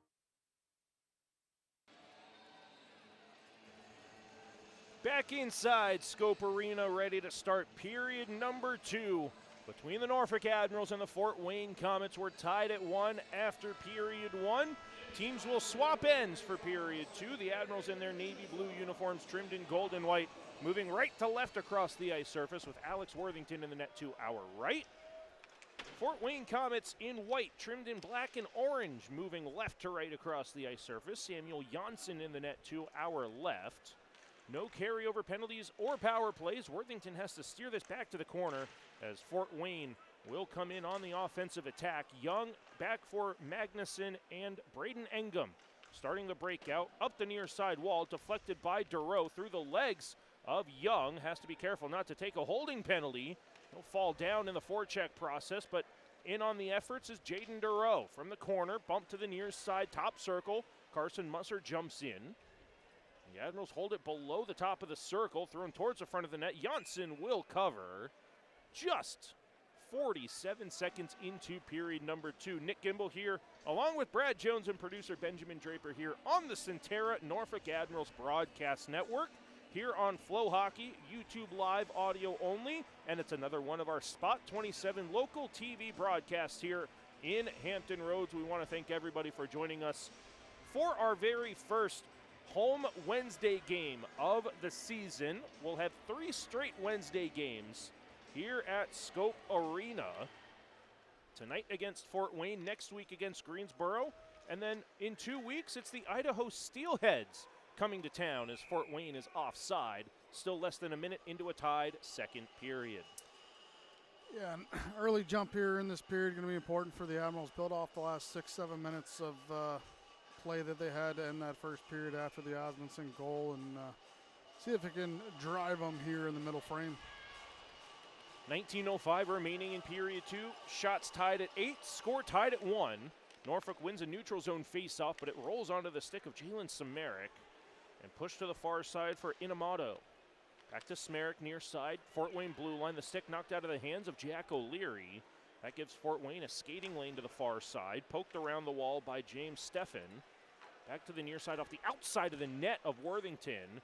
And Josh McDougall hounded, starting the breakout through Osmondson, intended for O'Leary, but it comes back to Musser. Back up the near wall, there is O'Leary to deflect it in, so no icing. 1 minute and 30 seconds gone here in period 2. Good breakout from the Komets. They'll come through the neutral zone, cutting towards the middle. Around O'Leary, they'll drop it at the blue line. Inamato will rim it around the boards, intended for Steffen, and it's intercepted behind. Magnuson with a beautiful pass into the middle for Christoph Papp. 3-on-2 develops. O'Leary's the drop pass. Backdoor for Papp. O'Leary had a chance to pull the trigger and instead gave it up on the back door. Papp wasn't ready for the pass. If Papp was right-handed, that'd be a tap-in, but as a lefty, it ended up being on the wrong side there and handcuffed him a little bit on that pass. Dufour works towards the Admirals' defensive end. His pass back to the back door is deflected to the near corner. Grant Hebert trying to chase it down to the near side corner. Brady Florent airmailed it to him. No icing. Back pass intended for Braden Engum is picked off, and Fort Wayne will work towards the Admirals' end. Tatayev will dump it around the boards. Picked up, and Fort Wayne moves it to the near circle. Shot blocked away by Florent. Tries to backhand it up the wall. He was hooked a little bit. Not enough for a penalty call. Hanault will rim it around into a vacated near side corner, and Hebert will dump it through the neutral zone on and off the stick of Brady Florent, who needs a line change in a bad way. And Pap and Hebert will go in on the forecheck in his place. Fort Wayne through the neutral zone. Collisions in front of the Admirals bench. Give Norfolk time and space on the near side boards. Andre Sutter dumps it through the slot. Braden Nicolette's driving towards the net. This one goes into the midsection of Samuel Janssen. Players getting tied up in front of the net as Janssen was bowled over due to a collision in the blue paint. We know Braden Nicolette's isn't afraid to drop the gloves. He's mixed up in there as Janssen peels himself off the ice in his blue paint with 16:56 left in period 2. We'll take a step back in time on the Visit Williamsburg replay. Oh, there's the old drive hard to the paint. Well, Nicolette's doing that right there, colliding with the defender Feist for the Komets right over top of Johansson, the goalie, and causing a little bit of a stir. One of those accidentally on purpose. Oh, I'm sorry, I bumped you right into your goaltender. Oops, sorry. 16:56 left in period 2. Fort Wayne wins a defensive zone faceoff. They'll work through the neutral zone and dump it around Connor Fedoruk into Carson Musser's corner. Defensive pairings being jumbled up a little bit. Fedoruk coming out of the board battle with possession, working through the middle, hits a skate on the stretch pass. Justin Young, the intended target. Norfolk does dump it in onside, and it comes to Nathan Knoll in the neutral zone, who reverses for Musser, and now Fedoruk. Good play by Connor Fedoruk. Doesn't force the pass into the middle, but gains center ice red and dumps it in. Good play from the goaltender Samuel Janssen to start the breakout himself. Does not allow Norfolk to gain possession on the forecheck. Knoll gets on the back check to gain possession. His stick is broken, so he fans on the pass around the boards. Luckily, his captain Carson Musser is there to bail him out. Knoll needs to get to the bench for a line change and a fresh Warrior twig from head equipment manager Curtis Mosley. It's dumped back into Fort Wayne territory. 4 minutes gone in a tied second period, all the way down. And this will be a Sheraton Waterside icing called against Fort Wayne with 15:51 left in period 2. Hey, hockey fans, take the action from the rink to Just Birdies, Norfolk's multi-sport simulator bar and grill. Shoot, swing, and score in over a dozen sports, or chill with craft drinks and great eats. It's the perfect play after the game. Just Birdies, where every night's game night. Third line out for the Admirals. Yoder centering O'Leary and Osmondson. Osmondson with the shorthanded tally from Yoder has the Admirals tied up at 1 here in period 2. To the blue line, Drake lets one rip intentionally wide, trying to get a carom off the end boards, comes back into the slot, and cleared away by Fort Wayne around the boards to the far blue line. McDougall moves it to the near corner for O'Leary. O'Leary settling a rolling puck on the backhand. He'll rim it behind the net for Osmondson, continues it up the wall. McDougall pinches into the hash marks, takes a tour of the offensive zone, throws it out in front. Yoder fires off the outside of the net. O'Leary on the hard forecheck earns possession for a moment off the rebound, but it's cleared out by Fort Wayne. It's poked down to Admiral territory and back through the neutral zone, intended for Yoder, who may or may not have broken a Fort Wayne stick in front of the Komets bench. And David Drake will start the breakout for the Admirals out of the defensive end. I believe he may. The evidence is there in front of the Fort Wayne bench. So we always say it all evens out in the watch. We think Yoder could have been given a power play for the harassment he took, getting that assist on Osmondson's shorthanded goal, and he doesn't get called for the slash there. So it all evens out in the wash one way or another. And back in the Admirals' defensive zone it goes for Braden Engum. Up the near wall, intended for Yoder. Brady Florent hard on the forecheck, gets it to Pap. Florent walks in, and he shoots it over the crossbar. May have gotten off the glove hand of Samuel Janssen with 14:20 remaining in period 2. Fort Wayne will dump it down to an open area in defensive Admiral territory, and Engum with a quick up the near wall off the skate of Pap, and it's dumped the rest of the way. Dufour wanted the stretch pass up the near wall. He's not going to get it. McDougall will give it right to him, though. He didn't see him on the back check. Tried to find Christoph Pap on the near side boards, and Tatayev will start it for Fort Wayne at the Komets blue line. He'll retreat back to his defensive end with Samaric. The Admirals doing a good job here for the first part of this game here, Nick. You can definitely see the attention to detail. We talked about that 200-foot game is going to be critical against this Fort Wayne team. You saw it right there on that change of possession through the neutral zone, making sure they're trying not to give up speed. And you can see the communication and the switch-offs so far in the defensive zone for the Admirals as well. So got to keep it up, do it for a whole 60 minutes, but so far so good for the Admirals. Hebert into the offensive zone from Christoph Papp, back towards the blue line. Musser has to retreat, and it's a 3-on-2 for Fort Wayne on the opposite direction. Dropped it back for Dufour. He'll move it to the far side. It was through the legs of Tatayev, so no shot taken. He'll corral it to the near side circle. Dufour walks into the slot, unable to get around Papp and Florent. Now Dufour fires one from the blue line. That got deflected wide of the net on the far side. Back to Dufour, near side half wall. Into the high slot, Tatayev retreats to the blue line on the near side boards and dumps it down to the half wall. On and off the stick of Dufour. Hebert getting on his horse. He'll chase it all the way down. Held at the blue line, onside for Florent. He's stood up by a trio of white jerseys, but it comes to Braden Engum to the far corner. Engum towards the front of the net.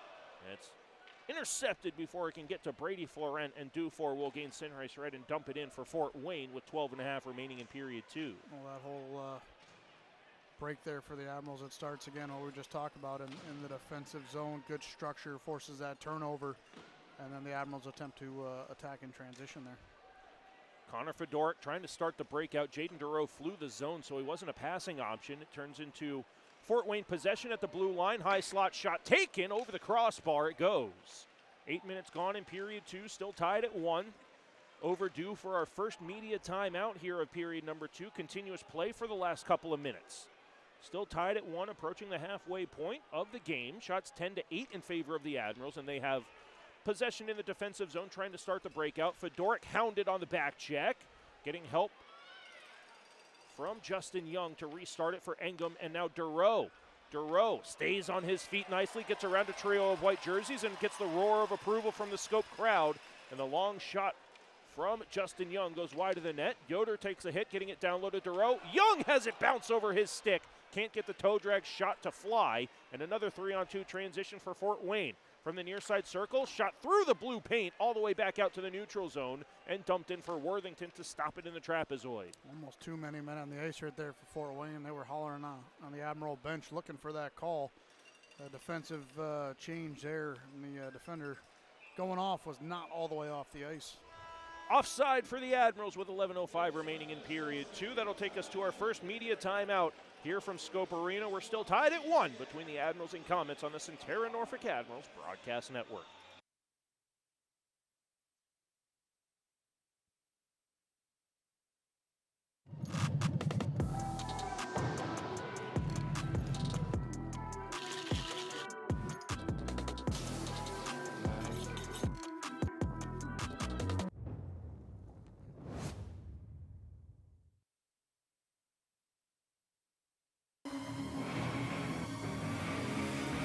The Norfolk Admirals on WGNT 27.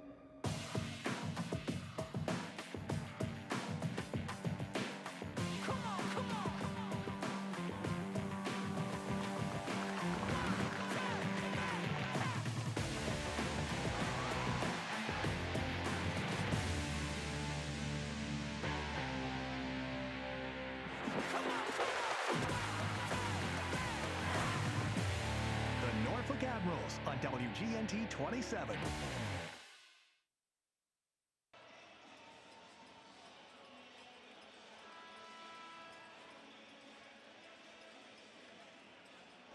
.05 remaining in a tied second period between the Norfolk Admirals and the Fort Wayne Komets here for our first Wednesday home game of the season. Get your Admirals fan starter pack now through February 28th. Get this package with an Admirals Loud Cup, game puck, blanket, and salty bobblehead for just $75. This offer is online only and won't last long, so visit our online store to get yours today.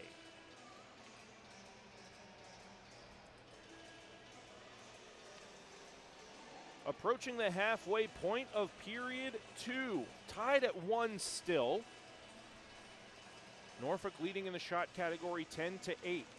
Nick Gimbel alongside Brad Jones and producer Benjamin Draper here on the Centerra Norfolk Admirals Broadcast Network.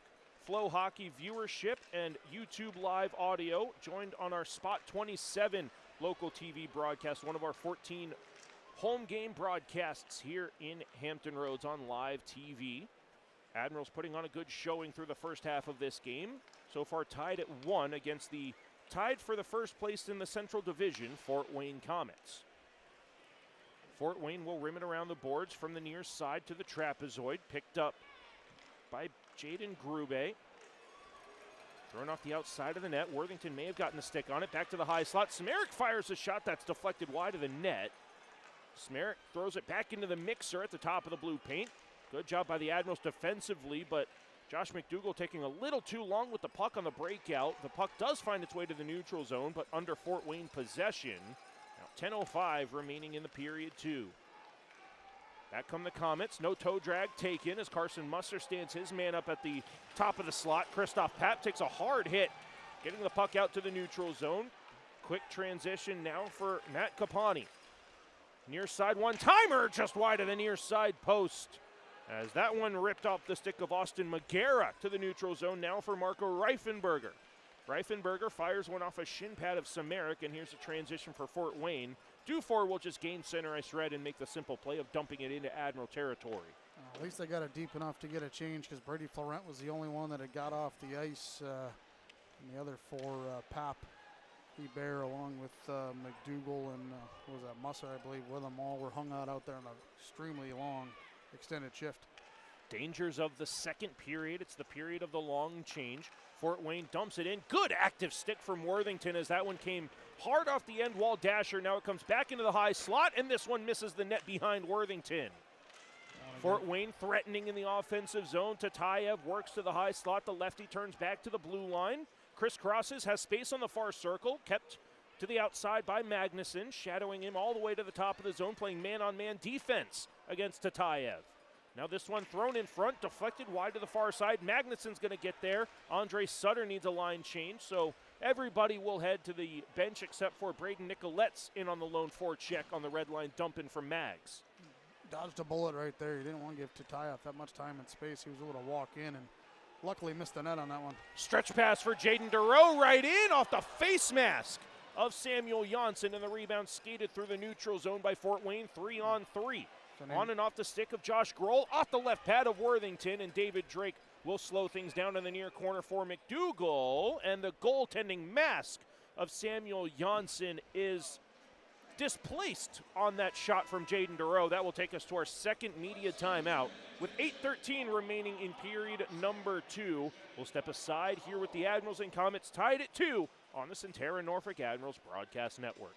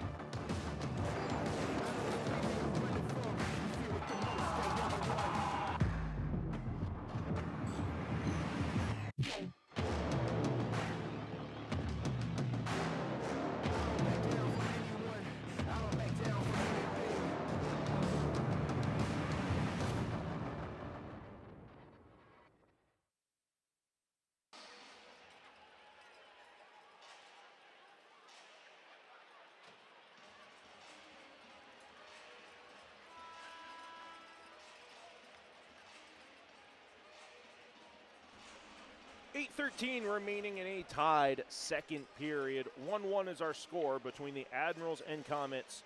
And it's our first Wednesday home game. It's our first winning Wednesday of the season for all Wednesday home games. Buy a ticket to a Wednesday home game through this offer. And if the Admirals win that night, you'll win a free ticket to the next Wednesday home game. Visit our social medias or our website to get your winning Wednesday deal now. Face off in the neutral zone, just outside of Admirals defensive territory. Hebert centering Florent, and Sutter out here on the top line in place of Christoph Papp. Braden Engum and Will Magnuson back defensively. Miller and Sutter being told by Mark Dungan on the far side to separate. Linesman Evan Knox will drop the puck as Hebert takes his man down to the ice off the face-off. Things getting a little bit more physical here in this second period. First time ever that Fort Wayne has made their way here to Scope Arena. Norfolk has traveled to Fort Wayne, Indiana a couple of times.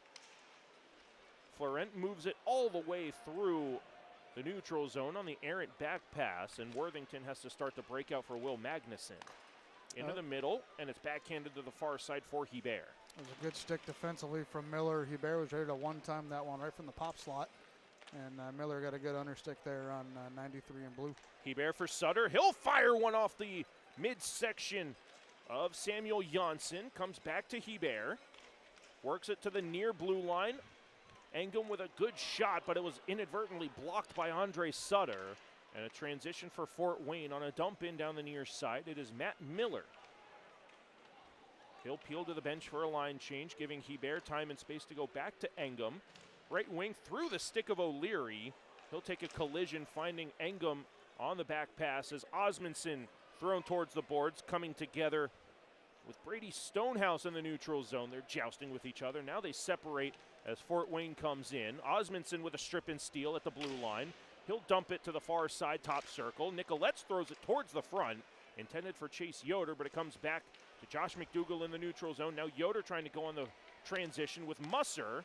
Osmondson, good patience in the neutral zone, otherwise it would have been offside for the Admirals. He will come in onside down the near wall, stops up at the goal line, looks for a pass up to the blue line for Musser. Along the blue line for McDougall, his shot deflected, batted up in the air, and just barely goes behind the Fort Wayne net with 6:23 remaining in period 2. Musser pinching in from the blue line, getting help from Justin Young in the near circle. Young fires a shot that's blocked away by a good defensive stick of Tyler Inamoto. And Osmondson walks out of the board battle from the far side towards the front for Yoder. Just deflected enough, but Yoder gets to it on the near circle. Yoder toe drag stuff attempt. He has stood up in the low slot before he can get a shot on goal.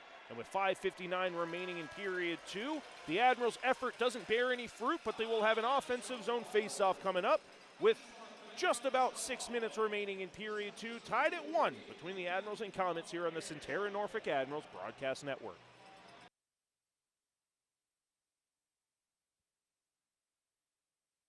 When you need medical care, ask Centerra Medical Group first. From minor illnesses to more complex cases, our comprehensive care teams are available 24/7 to deliver the quality, personalized care you need when you need it most. Schedule your appointment today. Brennan's catchphrase?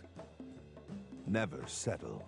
So when it came time to pick a feature for his Langley My Design checking account, like fewer overdraft fees, a car loan rebate, or an exclusive high-yield savings account, Brennan didn't settle for just one. He went with the all-in bundle. Every feature for one low monthly price. Now Brennan's checking account is just how he likes it, and that's everything. Open your My Design checking account online or at any Langley branch today.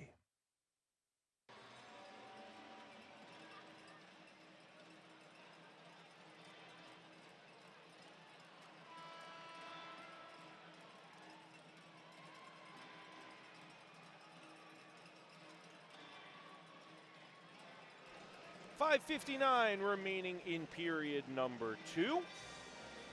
Still tied at 1. Both goals to Tayev for Fort Wayne, Osmondson for Norfolk, both of them with their 14th of the season. All the way back in period 1. No scoring here in period 2. Fort Wayne will be guilty of the Sheraton Waterside icing right off their defensive zone face-off. For all Wednesday and Sunday home games, buy tickets through our first draft deal offer and get your first draft beer of the night for just $5. Visit our website or our social medias to get your first draft deal for next Wednesday's game against the Greensboro Gargoyles now.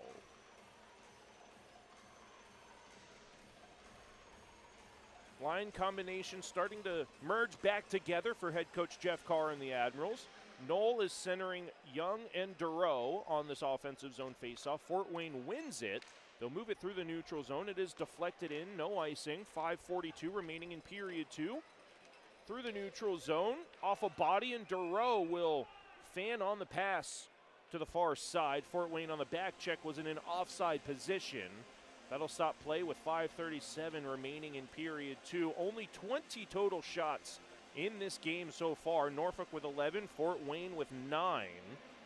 Osmondson with 109 shots on goal this season coming into tonight, leading the Admirals, and leading for Fort Wayne, Jalen Smerick, 156 shots on goal for 95 in white coming into tonight. So far, though, Smerick with no shots on goal. The Admirals doing a very good job defensively, Brad, so far in this game, limiting Fort Wayne's chances on Worthington. Yeah, no registered shots for Smerick, but especially in that first period, he was looking for a few that he took from the point that never got through the Admirals, like you said, doing a good job of suppressing this Fort Wayne offense so far. Komets looking for a breakout out of their defensive zone. It's on a drop pass to their high slot. Pushed up the far side wall for William Dufour. Pressured by Hebert into a near turnover. It's rimmed around the boards. Worthington comes out of his net. Plays it to the near corner for David Drake. A soft backhander. Finds Braden Engum. Just barely avoids the referee on the far side. David Drake will work it again out of the defensive zone. Deflected on goal by Brady Florent from the neutral zone, but it is left to be played by Samuel Janssen, and here comes Fort Wayne on the transition down the near side. Tatayev will rim it around the boards. That's Stefan Rather. Comes back out in front. Good defensive stick from David Drake. Osmondson can't corral it off the boards. Near side one-timer just wide of the far side as Magera let it rip at the top of the near circle. Osmondson hard work to clear it out, and that will allow Brady Florent to complete the Admirals' forward line change. Magura's got an absolute missile, man. That was the second one he's had from This one comes out in front on a horrible bounce. And it's a 2-1 lead for Fort Wayne. Worthington unable to get back in front of the net. I don't know if that hit a stanchion, Nick, or what that hit. Worthington just can't catch a break there. Went behind the net to play the puck, and it just all of a sudden bounced right into his goal crease. We'll have to see the step back in time. Visit Williamsburg replay right here. The puck rimmed around the wall. Worthington, you see, out of the cage. Look, he's waiting for it and hits something. And just bounces right in front of the net. That was terrible, terrible bounce for the Admirals right there. Nothing you can do about that one. And it's so unfortunate for the Admirals. It feels like they've worked so hard and they do not get the bounce that they deserve with 4:15 remaining in period 2.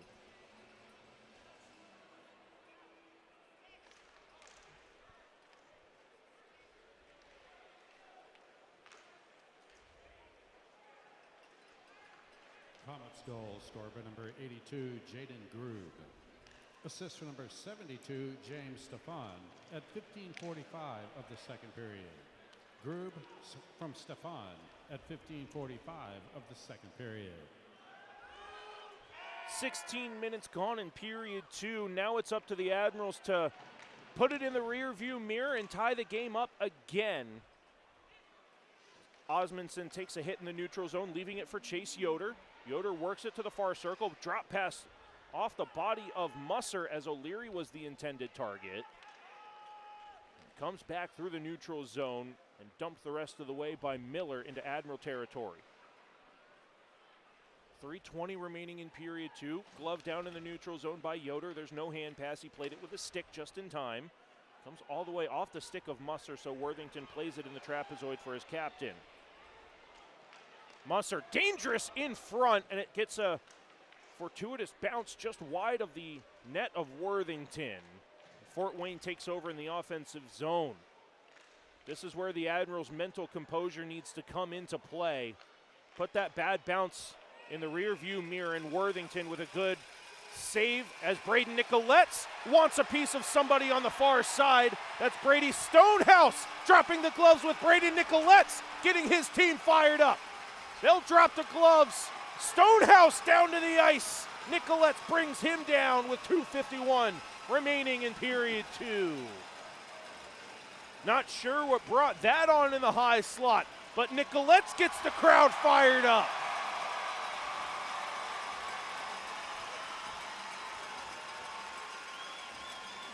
play right here is the two that come together, and Nicolette's was looking for one. There's no doubt about that. We'll see if there's an extra two involved for instigating or not.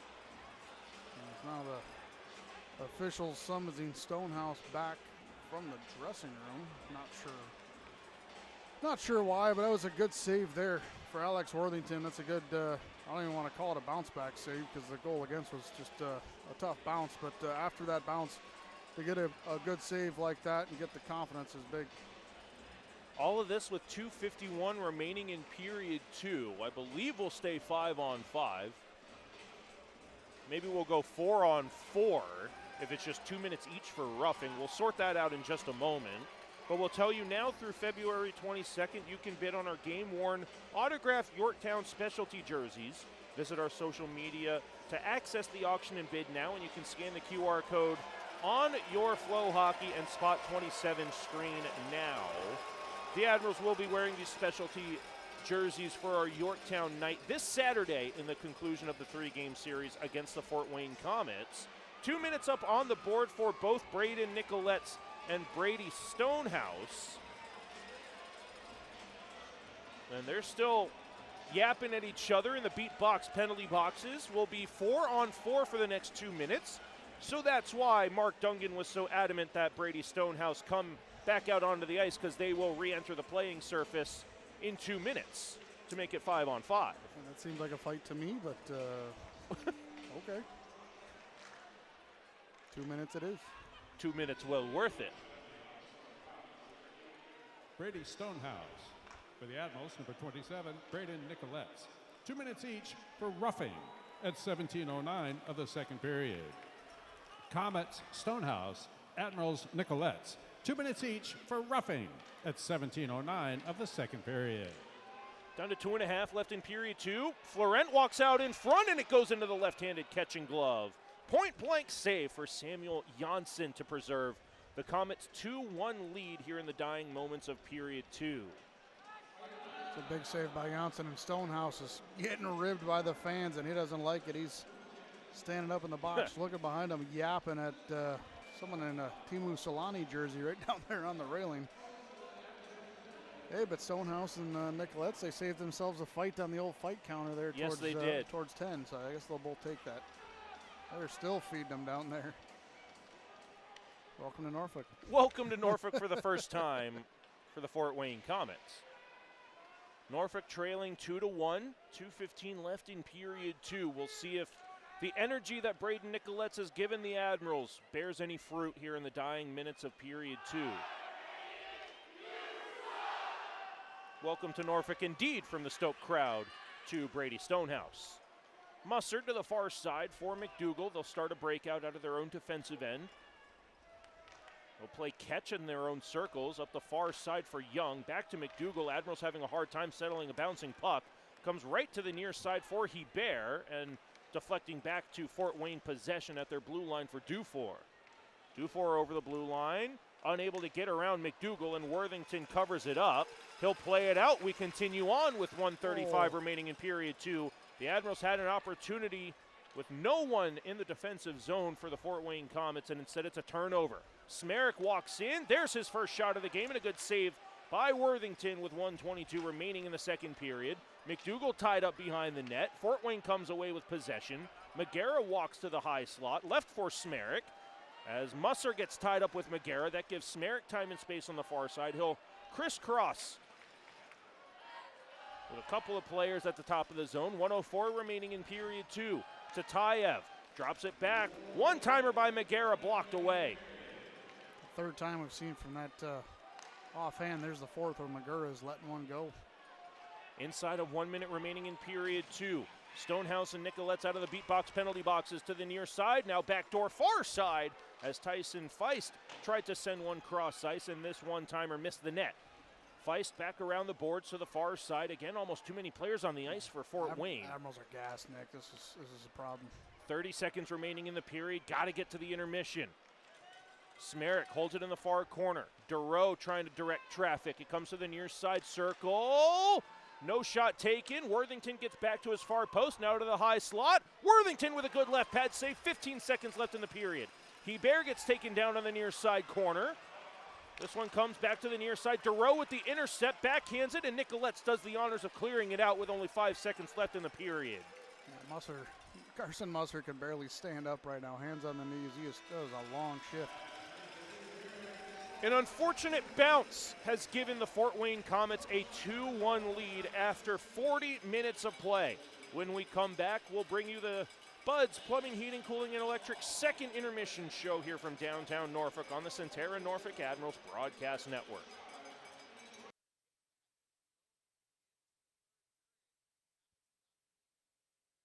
We're 20, and yeah, we're celebrating big. Because in 20 years, we didn't just make the gear, we made hockey cooler. They said we were too loud, too flashy, too different. They told us to tone it down. The Warriors don't tone it down, we go full throttle. And this is just the start. 20 years in and we're just getting warmed up. We're still the brand that makes the gear you can win in, chirping, and partying. And if you thought we were bold before, just wait. The next 20 years start now. We are the spirit of a nation, not in name, but in action. In the lives we lead, in the values we carry forward, that spirit lives on in us. We don't preserve history to look back.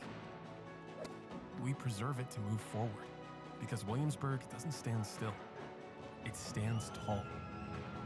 This is Williamsburg, where America's journey begins. Start planning yours today.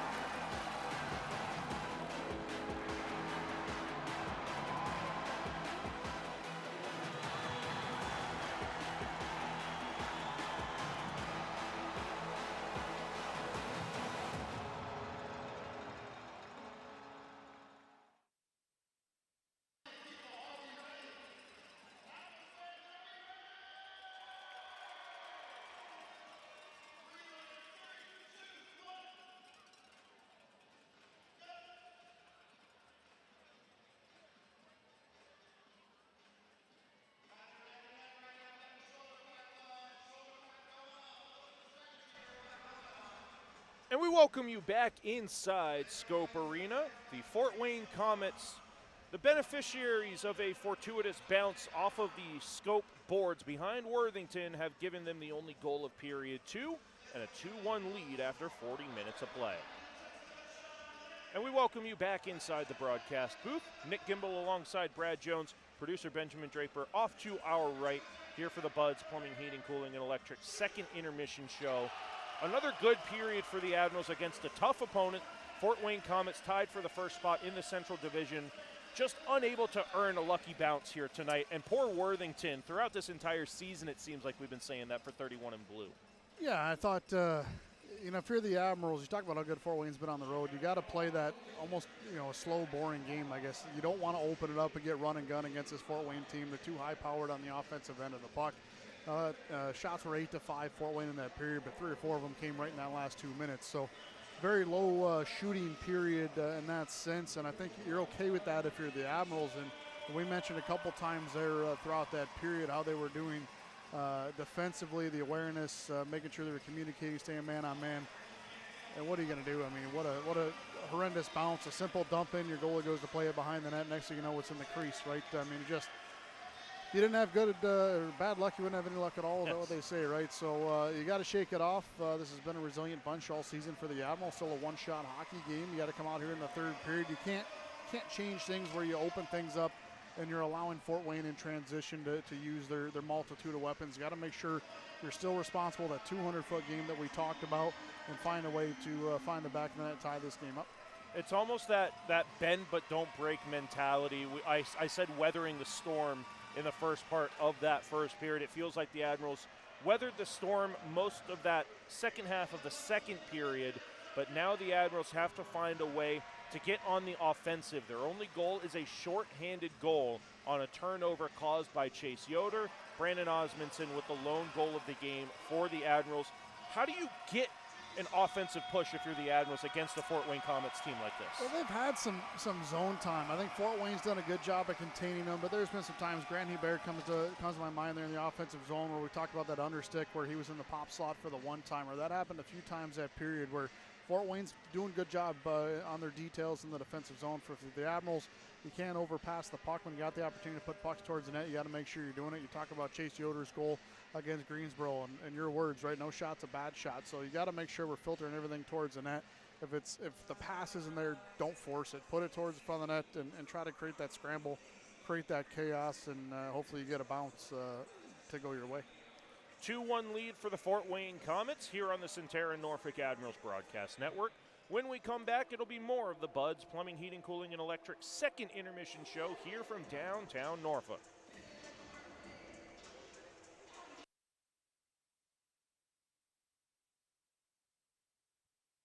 WGNT 27 has moved up to Cox Channel 44, where you can catch news in the morning on your time. Good morning. Thanks for starting your day with us. Watch evening news at 7 that's worked around your schedule, and late news at 10 that's not too late, helping you get to bed on time. Thank you so much for watching. Oh yeah, did I mention we broadcast Norfolk Admirals games? Score! WGNT 27, your home for local news and sports, now on Cox Channel 44. Hi, Norfolk Admirals hockey fans. I'm Jan Jeffcoat from the National News Desk.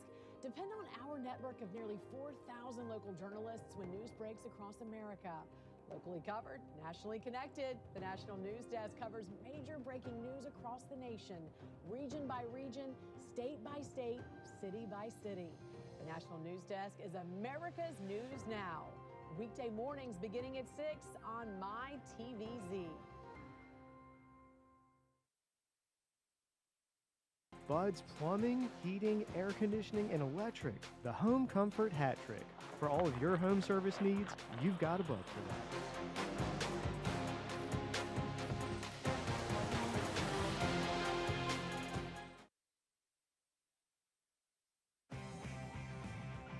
When it comes to your home, trust matters, and Home Genius Exteriors has you covered.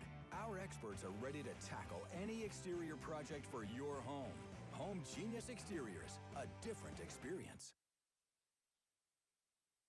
The catastrophic injury team at Cooper Hurley helps people injured in truck, motorcycle, and other serious crashes. We take on big insurance companies and powerful corporations.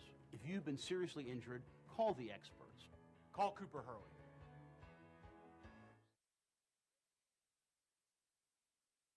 Centera.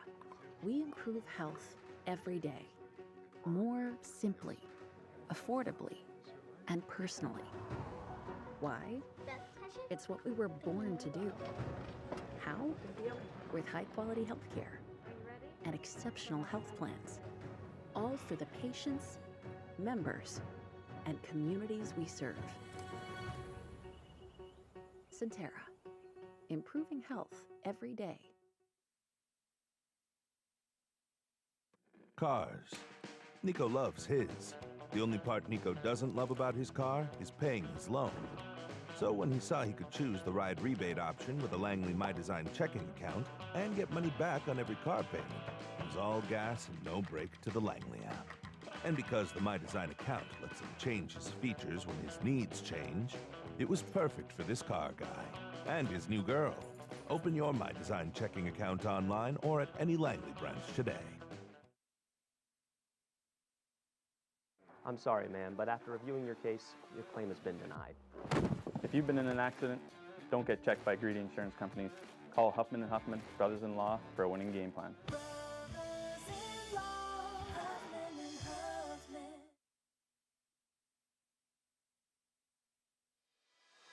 Where the pros train to get stronger, faster, and game ready.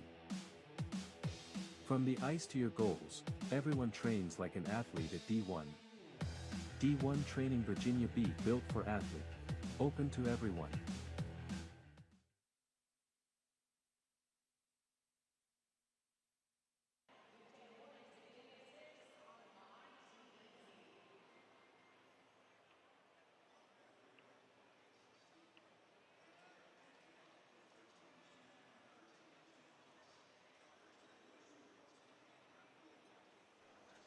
Welcome back inside Scope Arena. Right now, the Fort Wayne Komets have a 2-1 lead over the Admirals after 40 minutes of play here on the Centera Norfolk Admirals Broadcast Network. Our AHL affiliate Manitoba Moose, the broadcaster Daniel Fink, doing another In Antlers episode featuring Colby Barlow. Take a listen. It's around 8:15 in the morning. Just heading to the Hockey for All Center for practice today. Day off yesterday, so definitely get the legs moving, get a good sweat in. The pro level's so fast and physically demanding, so I think it's just keeping my body ready and healthy every single day.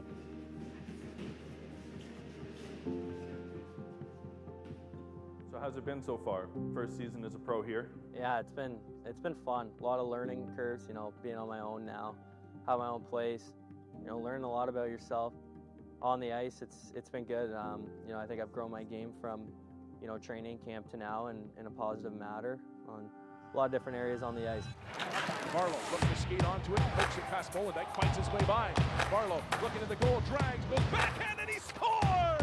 Colby Barlow in front for Barlow, and he scores! Everybody's got skill, everybody's got talent at this level, that's no doubt. Wheeling into the zone, drags it, finds a man coming off the wing. I think it's just working on the little things for me every single day and showing what I have and the improvements I've made over the summer and just keep building and building and building.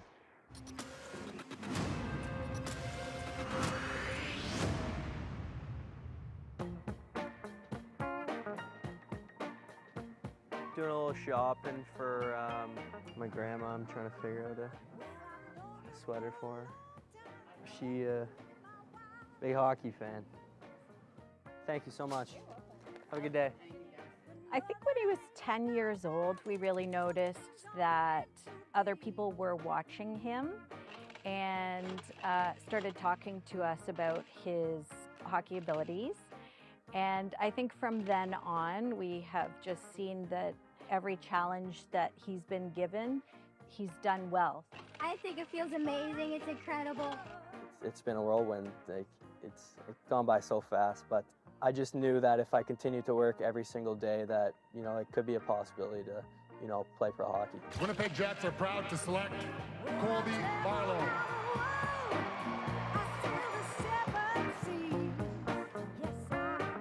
To know that his dreams are coming true, playing professional hockey, it's amazing.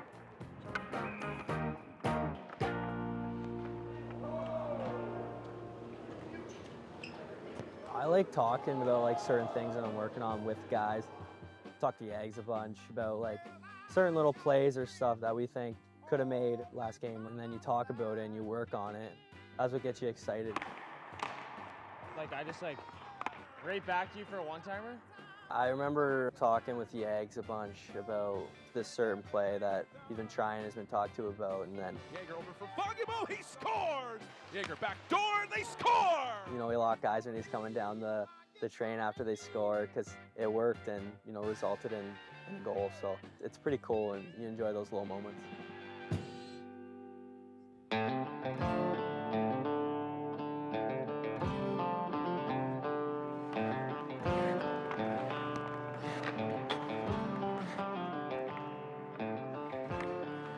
We have an amazing group of guys and staff and coaches where they make it pretty easy for the younger guys that are coming up and learning. There's a lot of different voices, and it's up to him to process all that, and he's done a real good job with that. You can see improvements on him game by game. If he's told something, he digests it, and you'll actually see him put it into place during the next game. You're on the road, you're traveling together, you're with each other every single day, and for me it's just putting everything I got for those guys and for the team.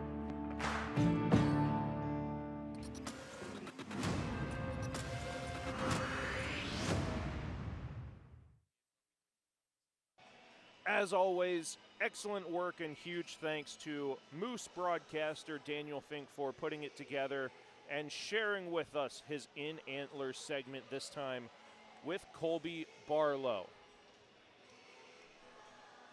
We'll now take a look at some updated North Division standings as we continue our Buds Plumbing, Heating, Cooling, and Electric second intermission show as has been the case for most of this year. Everybody's chasing the Wheeling Nailers, who now have a 13-2-3 record, good for 65 points on the season. 6 points behind them in the number 2 spot, the Adirondack Thunder.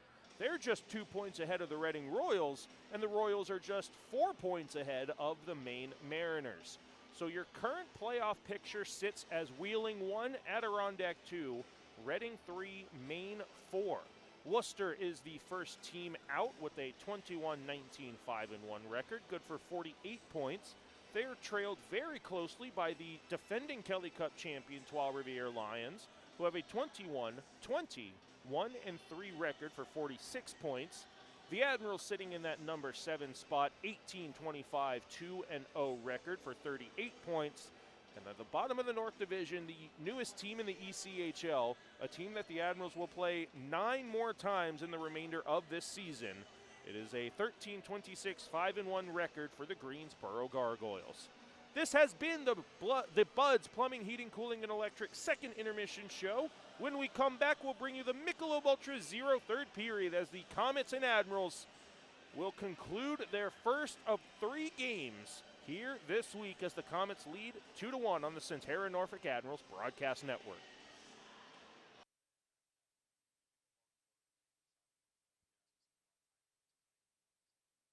Cars. Nico loves his. The only part Nico doesn't love about his car is paying his loan. So when he saw he could choose the ride rebate option with a Langley My Design checking account and get money back on every car payment, it was all gas and no brake to the Langley app. And because the My Design account lets him change his features when his needs change, it was perfect for this car guy and his new girl. Open your My Design checking account online or at any Langley branch today. I'm sorry, ma'am, but after reviewing your case, your claim has been denied. If you've been in an accident, don't get checked by greedy insurance companies. Call Huffman & Huffman, brothers-in-law, for a winning game plan.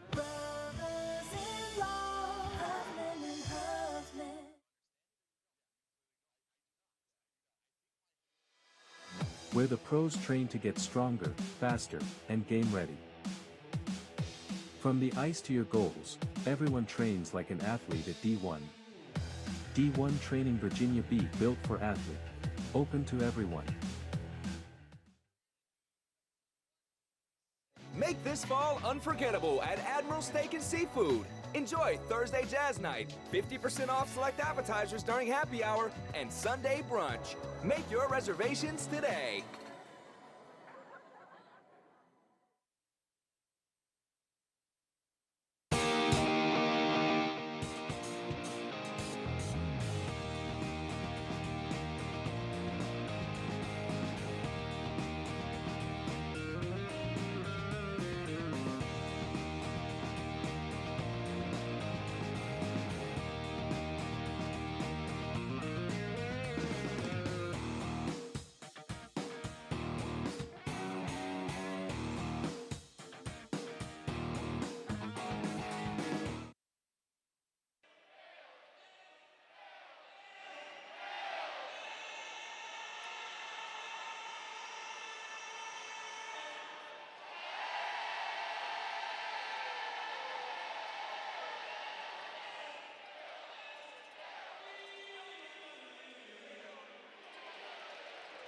Welcome back inside Scope Arena, ready to start the Michelob Ultra Zero third period here from downtown Norfolk. It's going to be a tall task for the Admirals as they currently trail the Fort Wayne Komets by a score of 2-1.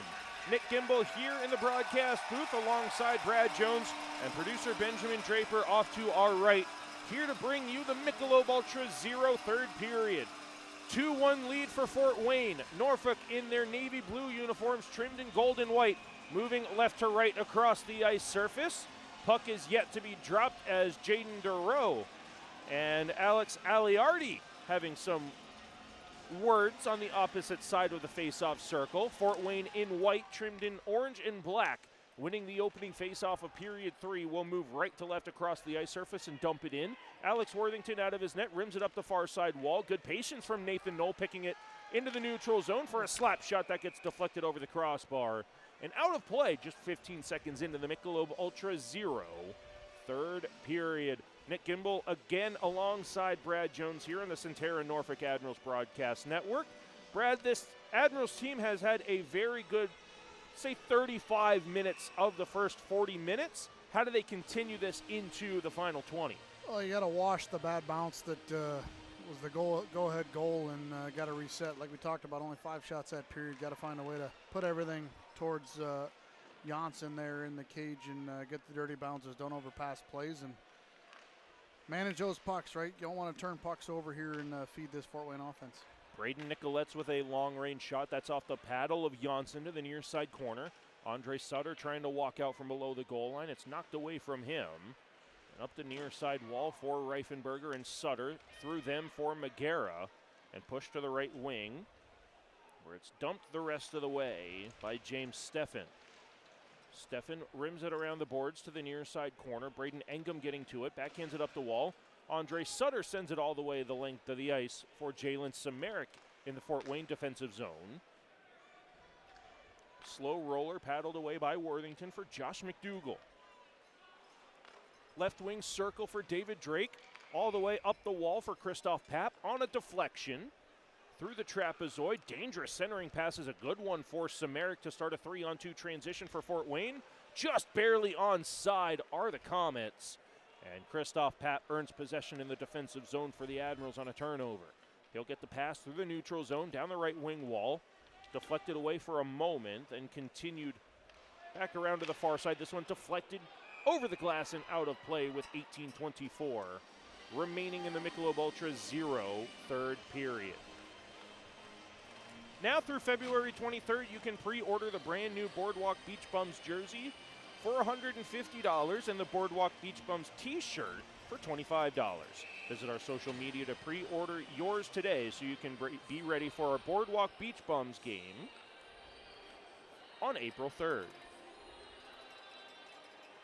Just about a minute and a half gone here in period 3. Admirals do have an offensive zone face-off on the far circle. Blocker hand side of Janssen. Admirals win it to the blue line. Musser walks down the far wall. Tries to cut towards the front. It's blocked away back to the far side boards. Luca Hano doing a good job to keep the Admirals to the perimeter. Osmondson with a good shot off the left pad of Janssen. Rebound picked up and cleared by Fort Wayne to the neutral zone. Well, that's what I'm talking about right there, Nick, right? Ozzy didn't have a passing lane. Throw it on the net, get a bounce off the pads. Maybe it hits a skate. Kind of create that dirty, trashy chaos in and around the net. Try to find an ugly goal. Well, follow the lead of your two line mates, Yoder and O'Leary. Both of them put the puck on net. Good things happened to them on Sunday against Greensboro. Osmondson doing the same there. Just couldn't get it through the pad of Janssen. Fort Wayne back the other way. A shot goes over the crossbar on the far side back to the neutral zone. There was a little bit of room on the glove side of Worthington, but he cut the angle down just enough to keep it out of the net. Yeah, backtrackers for the Admirals are getting a little bit deep and open up that space up high. And a good look there from, who was that, Myers that got that look? Down to 17:15 remaining in the Michelob Ultra Zero third period.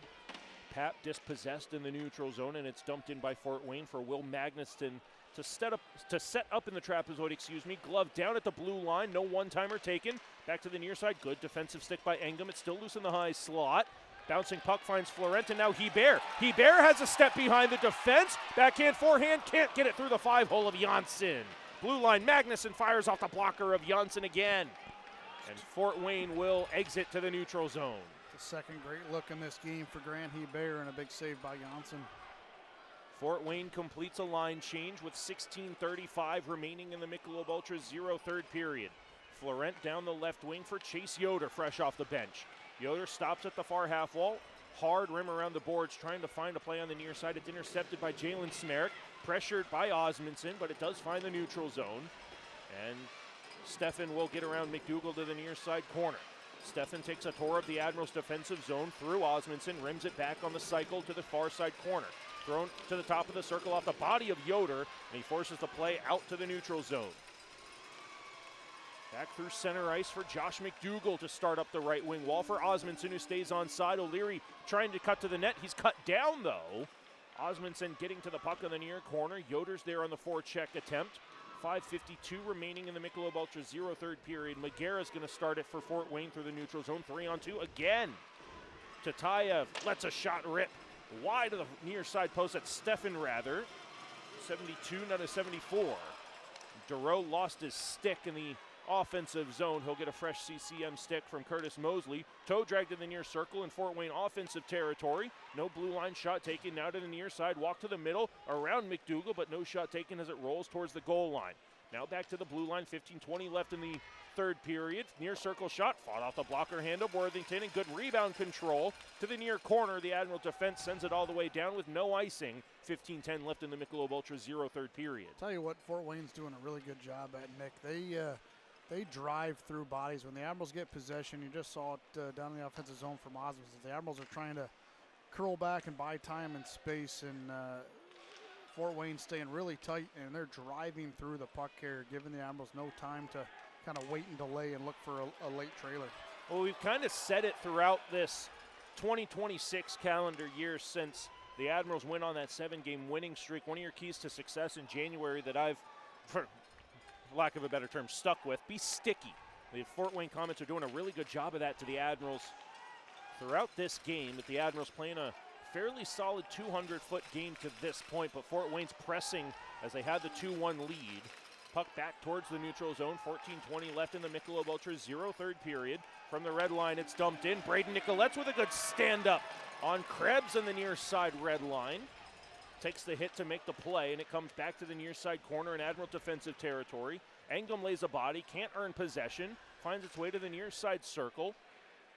Shadowed around to the far side corner, all the way up to the blue line. Stolen away by Reifenberger, 1-on-3. Finds support with Braden Nicolettes to backhand it down into the near side corner as Krebs cross-checks Nicolettes, dumping it into the zone, and Nicolettes loves the contact, and he'll get stick taps all the way to the Admirals bench as Fort Wayne is guilty of a Sheraton Waterside icing with 13:43 remaining in the Michelob Ultra 0 third period. This Friday is our Mental Health Awareness Night. Get discount tickets through our Mental Health Awareness Night ticket offer, and $5 from your purchase will be donated back to NAMI Coastal Virginia. Visit our website or our social medias to get your discount tickets for Friday night now. Top line out for the Admirals following the icing call against Fort Wayne. 13:43 remaining in the Michelob Ultra 0 third period. Fort Wayne wins the faceoff on the far side circle. Now it's a loose puck to the blue line for Drake. Musser lets a one-timer rip. Good right pad save made by Janssen as Florent is tied up in front of the net. Glove down at the blue line by Musser. It stays onside. Hebert walks from the wall. Near side for Drake, and it just rolls through his feet. Now Florent from the trapezoid. Hebert fans on a one-timer. And Fort Wayne will again have another 3-on-2, but they'll dump it in as they have tired legs following the icing call just a few moments ago. I'll tell you what, Janssen was down and out, and if Hebert gets a hold of that one, he had short side to the blocker wide open, and unfortunately fanned on that shot. Engum with a big hit on the near side boards. Plasters Brady Stonehouse to the glass, but he dumps it into Admiral territory in the process.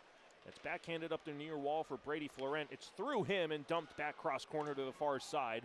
Engum and Stonehouse come together again on the far half wall. Fort Wayne outnumbers in the board battle. They earn possession to rim it around the near side. Held in at the blue line for a moment. Komets back to the near blue line. Aliardi dumps it cross corner to the far side. 12.5 remaining in the Michelob Ultra 0 third period. Good diving deflection from Florent to prevent the icing call. Much needed for 94 in blue. He was at the end of a long shift. Norfolk still trailing 2-1. Almost 8 minutes gone in the Michelob Ultra 0 third period. Fort Wayne dumps it in from the red line again. Back to the trapezoid for Carson Musser. Breakout started for Osmondson. Osmondson with a soft backhander through the neutral zone, and it's intercepted by Fort Wayne back the other way, but Osmondson's going to make up for his mistake on the back check and help start the breakout for O'Leary and Yoder. Yoder over the blue line, dumps it towards the front. O'Leary can't knock it out of the air as Yoder trusted his line mate to get to the front of the net, Just a little bit too much air underneath of that pass. Now Yoder back over the blue line for Osmondson. Back down into the corner to an open area for Yoder to chase it. colliding with Tyson Feist. Osmondson trying to poke it towards the blue line, stolen away by Fort Wayne. They'll use the lob wedge to the neutral zone. Bouncing puck over the stick of McDougall. No backhand shot taken, held to the near circle, one-timer. Good left-handed catching glove saved by Alex Worthington. That should take us to our first media timeout of the Michelob Ultra Zero third period. Still a 2-1 lead for the Fort Wayne Komets with just about 11 minutes remaining in the Michelob Ultra Zero third period here on the Centerra Norfolk Admirals Broadcast Network.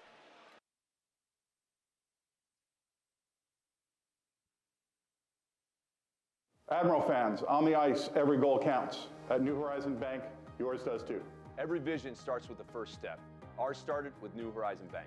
In law and business, choosing the right partner makes all the difference. And for me, that partner is New Horizon Bank. From locker rooms to boardrooms, we fuel growth that performs. Local roots, bold horizons. Got a goal, a vision, a strategy? Let's build it together. New Horizon Bank, where community and ambition meet. Let's embark on the adventure.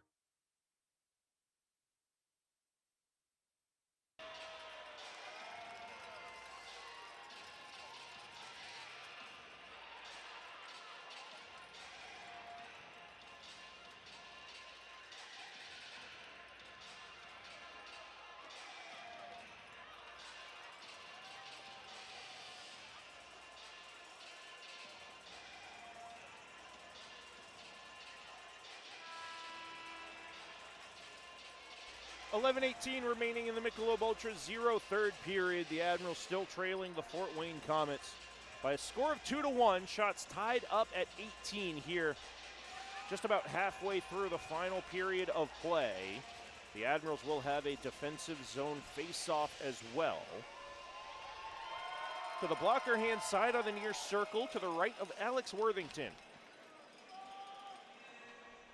Isaac Poulter and Ben Zalotti being sent to the Manitoba Moose earlier this week. The official verbiage is as follows, as Isaac Poulter is signed by the Winnipeg Jets. The Jets reassigned Isaac Poulter from the Norfolk Admirals to the Manitoba Moose. Ben Zalotti, being a Manitoba Moose signed defenseman, was recalled from his loan to the Manitoba Moose from the Admirals. 9 minutes gone here in the Michelob Ultra Zero third period. The Admirals without their starting goaltender and their all-star defenseman. Chase Yoder sends it off the midsection of Samuel Janssen as the Admirals are battling hard without two key pieces in their lineup, and it's all this third line. Yoder corrals it at the far blue line, crisscrossing in that far circle, walks toward the front. He's going to draw the tripping penalty against Fort Wayne. This third line that was put together in November by head coach Jeff Carr has been immaculate. Every single game they've played, they've done something to put their mark on the game. They've scored a shorthanded goal tonight, and now they put the Admirals on a New Horizon Bank power play.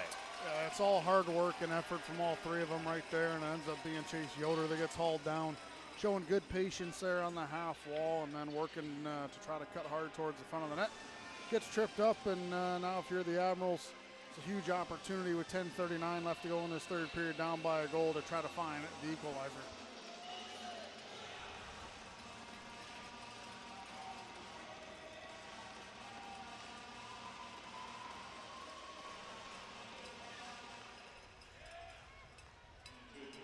Penalty box for the Komets, number 61, Luca Hidalgo. 2 minutes for tripping at 9:21 of the third period. Hidalgo, 2 minutes for tripping at 9:21 of the third period. Your Admirals are on the New Horizon Bank power play. McDougall's shot blocked to the far side. Young can't get the rebound to go on goal. McDougall pinches in from the blue line, but it goes all the way down to Alex Worthington in the Admirals' defensive end. And this is where the Admirals miss their all-star offensive-minded defenseman Ben Zalotti on the power play. Now 10 minutes remaining in the Michelob Ultra Zero third period. McDougall inserted in that blue line position. As it's rimmed around the far side, there is McDougall. He holds the line for a moment. It bounces past him. Now a shorthanded 2-on-1 for Fort Wayne. Josh Grawl down the far side. Good diving stick by Jaden Dureau back defensively. And it's a 3-on-2 transition for the Admirals with 1 minute remaining in the New Horizon Bank power play. Rimmed hard around the boards to the near side circle for Jaden Dureau. Back to the blue line for Braden Engum, fresh off the bench. Down to the corner, near side Dureau. Goal line, Hebert, far side, goes through Justin Young, and back to the neutral zone on a deflection. Dureau back on side. Near circle, Hebert tries to go backdoor. He fanned on the pass. 35 seconds left in the power play. Dureau tied up on the near side, but he gets it down to Hebert. Hebert walks in, cuts to the slot, rolls away from him, gets it back to Dureau on the near circle. Dureau walks in, backhander, goes on goal, and it's into the left-handed catching glove of Samuel Janssen on a deflection. With 9:01 remaining in the Michelob Ultra 0 third period, 23 seconds remaining in the New Horizon Bank power play. Yeah, a lot of pucks bouncing there. Unable to handle pucks cleanly, but the persistence to stay with it and forcing Janssen to have to make a save right there. Face-off will be on the near side circle in Fort Wayne defensive territory. Engum and Sutter at the blue line. Yoder, Pat, and O'Leary. With 23 seconds left on the man advantage, face-off to the near circle, goes off the left pad of Janssen. O'Leary was cut down in the slot as Fort Wayne dumps it the length of the ice. Only 10 seconds left in the power play. The Admirals with 4 forwards and 1 defenseman out on the ice. Engum all the way into the offensive zone. A hard rim around the boards to the near side. Intended for O'Leary, but it gets deflected through him. Just as the penalty expires, we're back to 5-on-5 full and even strength. 8.5 remaining in the Michelob Ultra 0 third period. Admirals still trailing the Fort Wayne Komets 2-1. Yoder in the near corner. Picked up by Feist. And straight through the middle for Blake Murray. Murray pressured to the outside by Engum. Good defensive stand-up in the near corner. 8:09 remaining in the Michelob Ultra 0 third period. Hard rim around to the far blue line for Feist. Through Reifenberger around the boards, through everybody to the near side circle. Dumped off the glass behind the net. Jumping down to corral that puck on the near side corner boards now is Alex Aliardi. Held in just enough by Fort Wayne. This one stays in play and onside as O'Leary is dumped from behind into the boards. Reifenberger on the forecheck. 7.5 remaining in regulation. Norfolk trailing 2-1. Aliardi over the blue line. His shot off the chest protector of Worthington, maybe off the face mask as he readjusts his helmet. And McGarrett dumps it cross corner to the far side from the red line. There is no icing. Back into the middle neutral zone for Jalen Samaric. Straight up the near side, McGarrett knocked it out of the air courtesy of Will Magnuson and started for Christoph Papp with 7:10 remaining in regulation. Up the far wall, and Fort Wayne will dump it in, needing a line change. Worthington out of his net. Sends it up the far wall for David Drake. Continued through Braden Nicolet's, held in at the blue line by Fort Wayne. Long-range shot, fought off by Worthington. Rebound far circle, poked away in the high slot, and Christoph Papp has an opportunity to clear, and he'll take it. Admirals needing a partial line change. Smerrick brings it in around Nathan Knoll, dumped off the body of David Drake. Now for Will Magnuson. Up the wall, off the skates of Christoph Papp, who turned his back a little too early. Fort Wayne picks up possession in the Admirals' defensive zone to the near side circle. Now through the slot, another bouncing puck. You mentioned it, Brad. The Admirals trying to take advantage of that bouncing puck in their defensive zone. And this will be a hand pass called against Fort Wayne with 6:28 remaining in the Michelob Ultra 0 third period. It'll be our second media timeout as Fort Wayne continues to lead the Admirals here on the Centerra Norfolk Admirals Broadcast Network by a score of 2-1.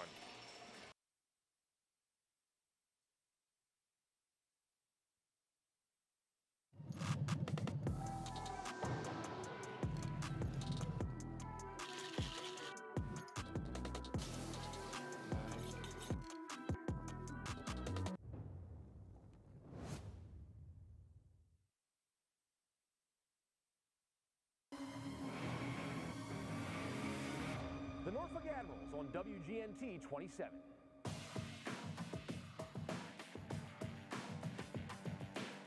Come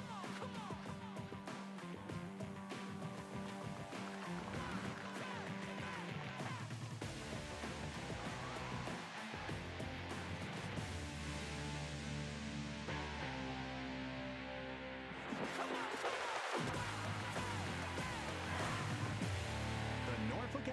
on WGNT 27.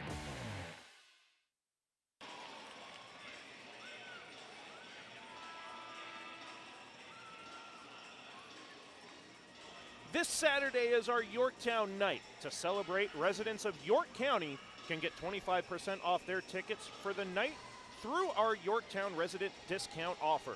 Visit our website or our social medias to get your discount tickets now. 6:28 remaining in the Michelob Ultra Zero third period. Norfolk trailing 2-1. They win an offensive zone faceoff. Fedoruk gets back to his feet, throws it on goal, and it's off the paddle of Samuel Janssen to the near corner.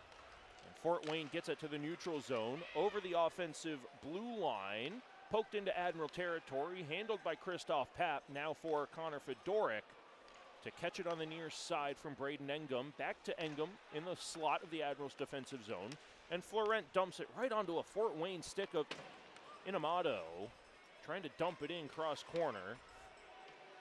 Engum and Fedoruk back defensively. It's back into the near side corner. Fort Wayne picks it up. Josh Grohl looking for an option. He'll cycle it back behind the net for Trevor Janicki. 5:43 remaining in the Michelob Ultra Zero third period. From the trapezoid, Fort Wayne working to move it out in front. Matt Miller to the blue line. Good shot block from Papp. Admirals can't clear it out. Another shot block, this time from Braden Engum, and Florent will clear it all the way down. Bouncing over the stick of Hebert, trying to corral it away in the slot.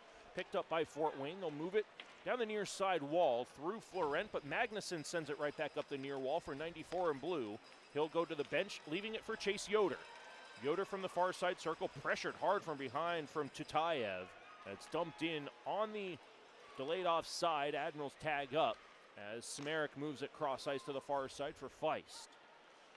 We have reached the final five, presented by Centera. Norfolk trailing 2-1. Osmondson leaves it for David Drake in the far side defensive corner, straight through the middle now for Chase Yoder. Yoder onto the right-handed forehand of O'Leary, right off of his stick. And Fort Wayne sends it back to the neutral zone, all the way down to Admiral territory on a deflection. Good stick handling from Carson Musser, using McDougal as a little bit of a shield. Osmondson hard work to one-hand it for Yoder over the blue line. Backhanded into the far side corner. Osmondson to the high slot, off the skate of O'Leary to the near side corner. Another one where if O'Leary was a left-handed shot, it could have been a good one-time opportunity. McDougal's blue line shot deflected high and wide and inadvertently by Osmondson. Back to O'Leary in the neutral zone, covering for his captain Carson Musser defensively at the blue line. Quick transition for McDougal through the slot between Osmondson and Yoder. Neither of them could get a handle on it. Down to 4 minutes remaining in regulation. Norfolk needs one to tie. They'll dump it in. Well, there's those bounces. That didn't go through him. It bounced over both the stick of Yoder and Osmondson. Reifenberger holds it in the near corner, looking for a centering option to the blue line. Fedoruk, he'll let one rip just over the crossbar on a deflection. O'Leary at the end of a shift moves it to the blue line. Fedoruk off a body on the far side. Players coming together in the slot. That's Osmondson tied up in front. Comes off the near side corner boards. And Fort Wayne comes back on the transition. This should be offside. It was over the blue line. We continue on as Evan Knox disagrees with me. Worthington is bowled into as Norfolk will send it out to the neutral zone just enough. Fort Wayne is still in an offside position as Samarik times it perfectly over the blue line, sends a shot off the blocker hand of Worthington. 3:13 remaining in regulation. We're still due for our final media timeout. For the next stoppage, that is not a no-change situation like an icing call. 3 minutes left in regulation. Norfolk trails 2-1. Musser off a skate, trying to force it into the middle for Justin Young, and glove down in the neutral zone by Grant Hebert. Onside over the blue line. Young got back in time. Young for Musser. Back to Young. Far circle shot off the blocker hand of Janssen. Young kicks it to the far circle. Dureau to the blue line for Hebert. Hebert deflected by Dureau wide to the near corner. 2:30 remaining in regulation. Dureau cycles to the blue line, pressured by Samarik, but Jaden Dureau holds on to it. Holds it at the blue line, moves it cross ice, onside. Hebert rips one in a Warrior twig, fails him. It's a broken stick as the blade of the stick flew about 18 rows up in the air and gets a fresh stick from head equipment manager Curtis Mosley. That would have been a rip. And Justin Young has his stick slashed out of his hands behind the play with 2:09 remaining in regulation. Norfolk still trailing by 1. Bouncing puck to the top of the Admirals defensive zone for Christoph Papp, trying to get it through the neutral zone. Deflected at the red line. Back off the glove hand of Hebert. Musser and McDougal will slow it down in the defensive end. It's like trying to play with a racquetball, just bouncing all over the place. That's offsides. 1:49 remaining in the Michelob Ultra 0 third period.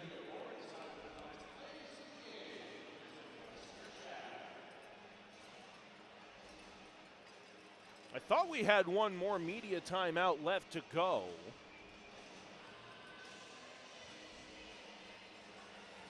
But we'll continue on.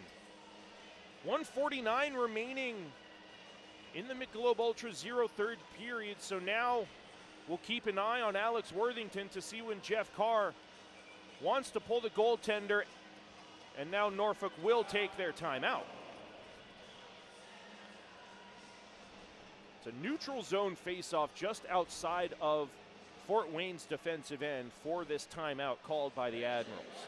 Get your Admirals fan starter pack now through February 28th. Get this package with an Admirals Loud Cup, game puck, blanket, and salty bobblehead for just $75. This offer is online only and won't last long, so visit our online store to get yours today.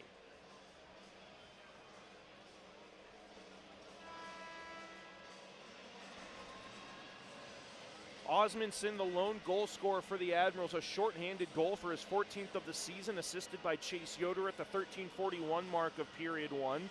Tied it up after Kirill Tatayev got his 14th of the season from Kapani and Dufour at the 8:51 mark of period one.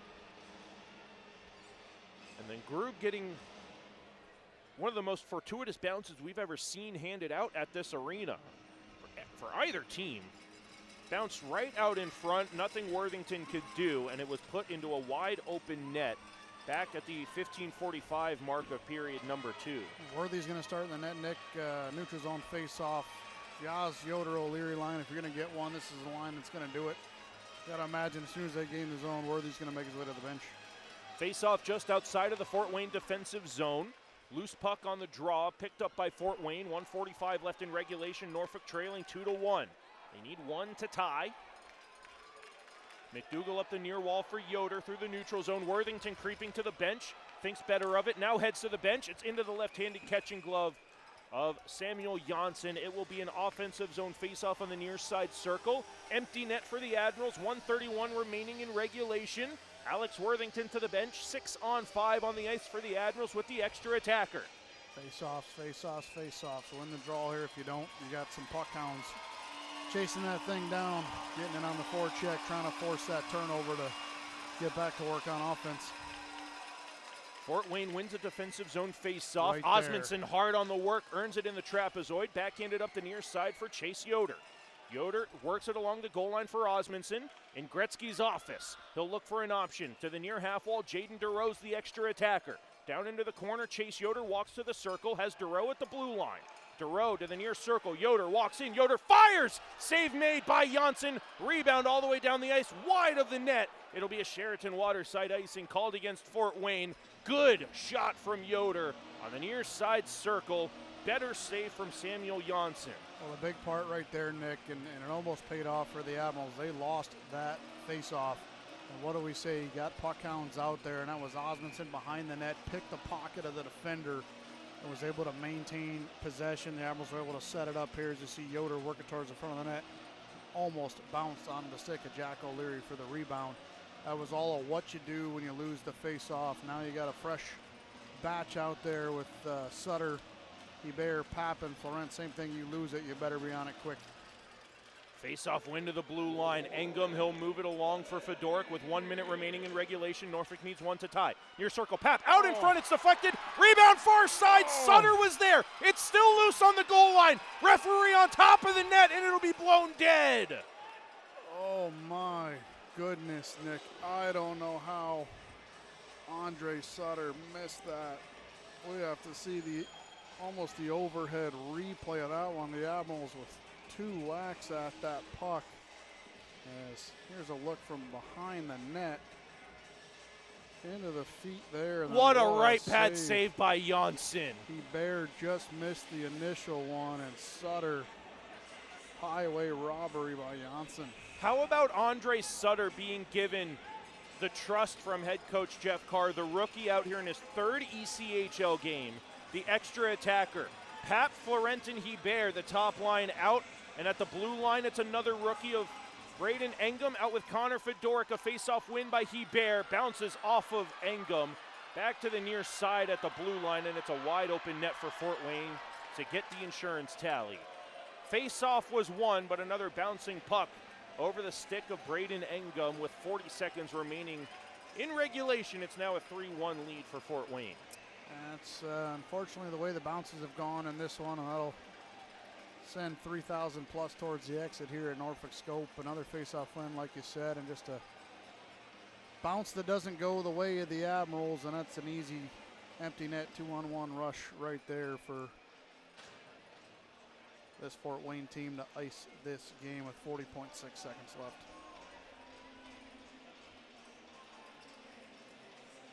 Final minute of regulation. O'Leary tripped up in the neutral zone in garbage time, quite honestly. You'd like a power play to try to pull back within one, but only now 30 seconds remaining. And who does Jeff Carr put out in the final minutes? The workhorse line of Yoder, Osmondson, and O'Leary, thrown up the near wall for McDougall. O'Leary sends it back down the near side wall. McDougall out to the middle. O'Leary can't get the shot on goal. 2-on-1, now 3-on-2 transition for Fort Wayne, near circle. Backdoor feed far side. The one-timer missed the net wide of Worthington. And Osmondson backhands for O'Leary through the neutral zone with 5 seconds left. O'Leary stood up in the high slot. Musser joining the play, takes a cross check down onto the ice. And everybody will separate as Fort Wayne takes game one on this 4-day, 3-game series by a score of 3-1. We'll step aside one final time here on the Centera Norfolk Admirals Broadcast Network and wrap this one up and get you set for Friday night's Mental Health Awareness Night here at Scope Arena for the second game against the Fort Wayne Komets.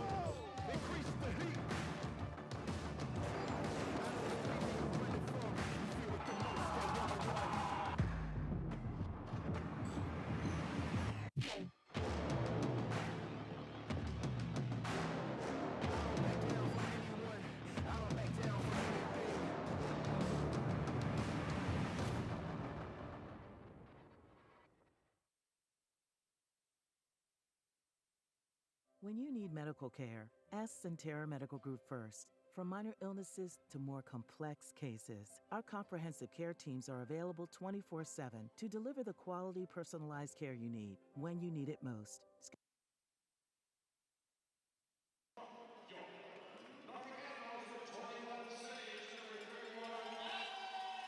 Welcome back inside Scope Arena. A valiant effort from the Admirals against the now #1 team in the South Division, but it's the Fort Wayne Komets taking game one on this 3-game week-long series by a score of 3-1.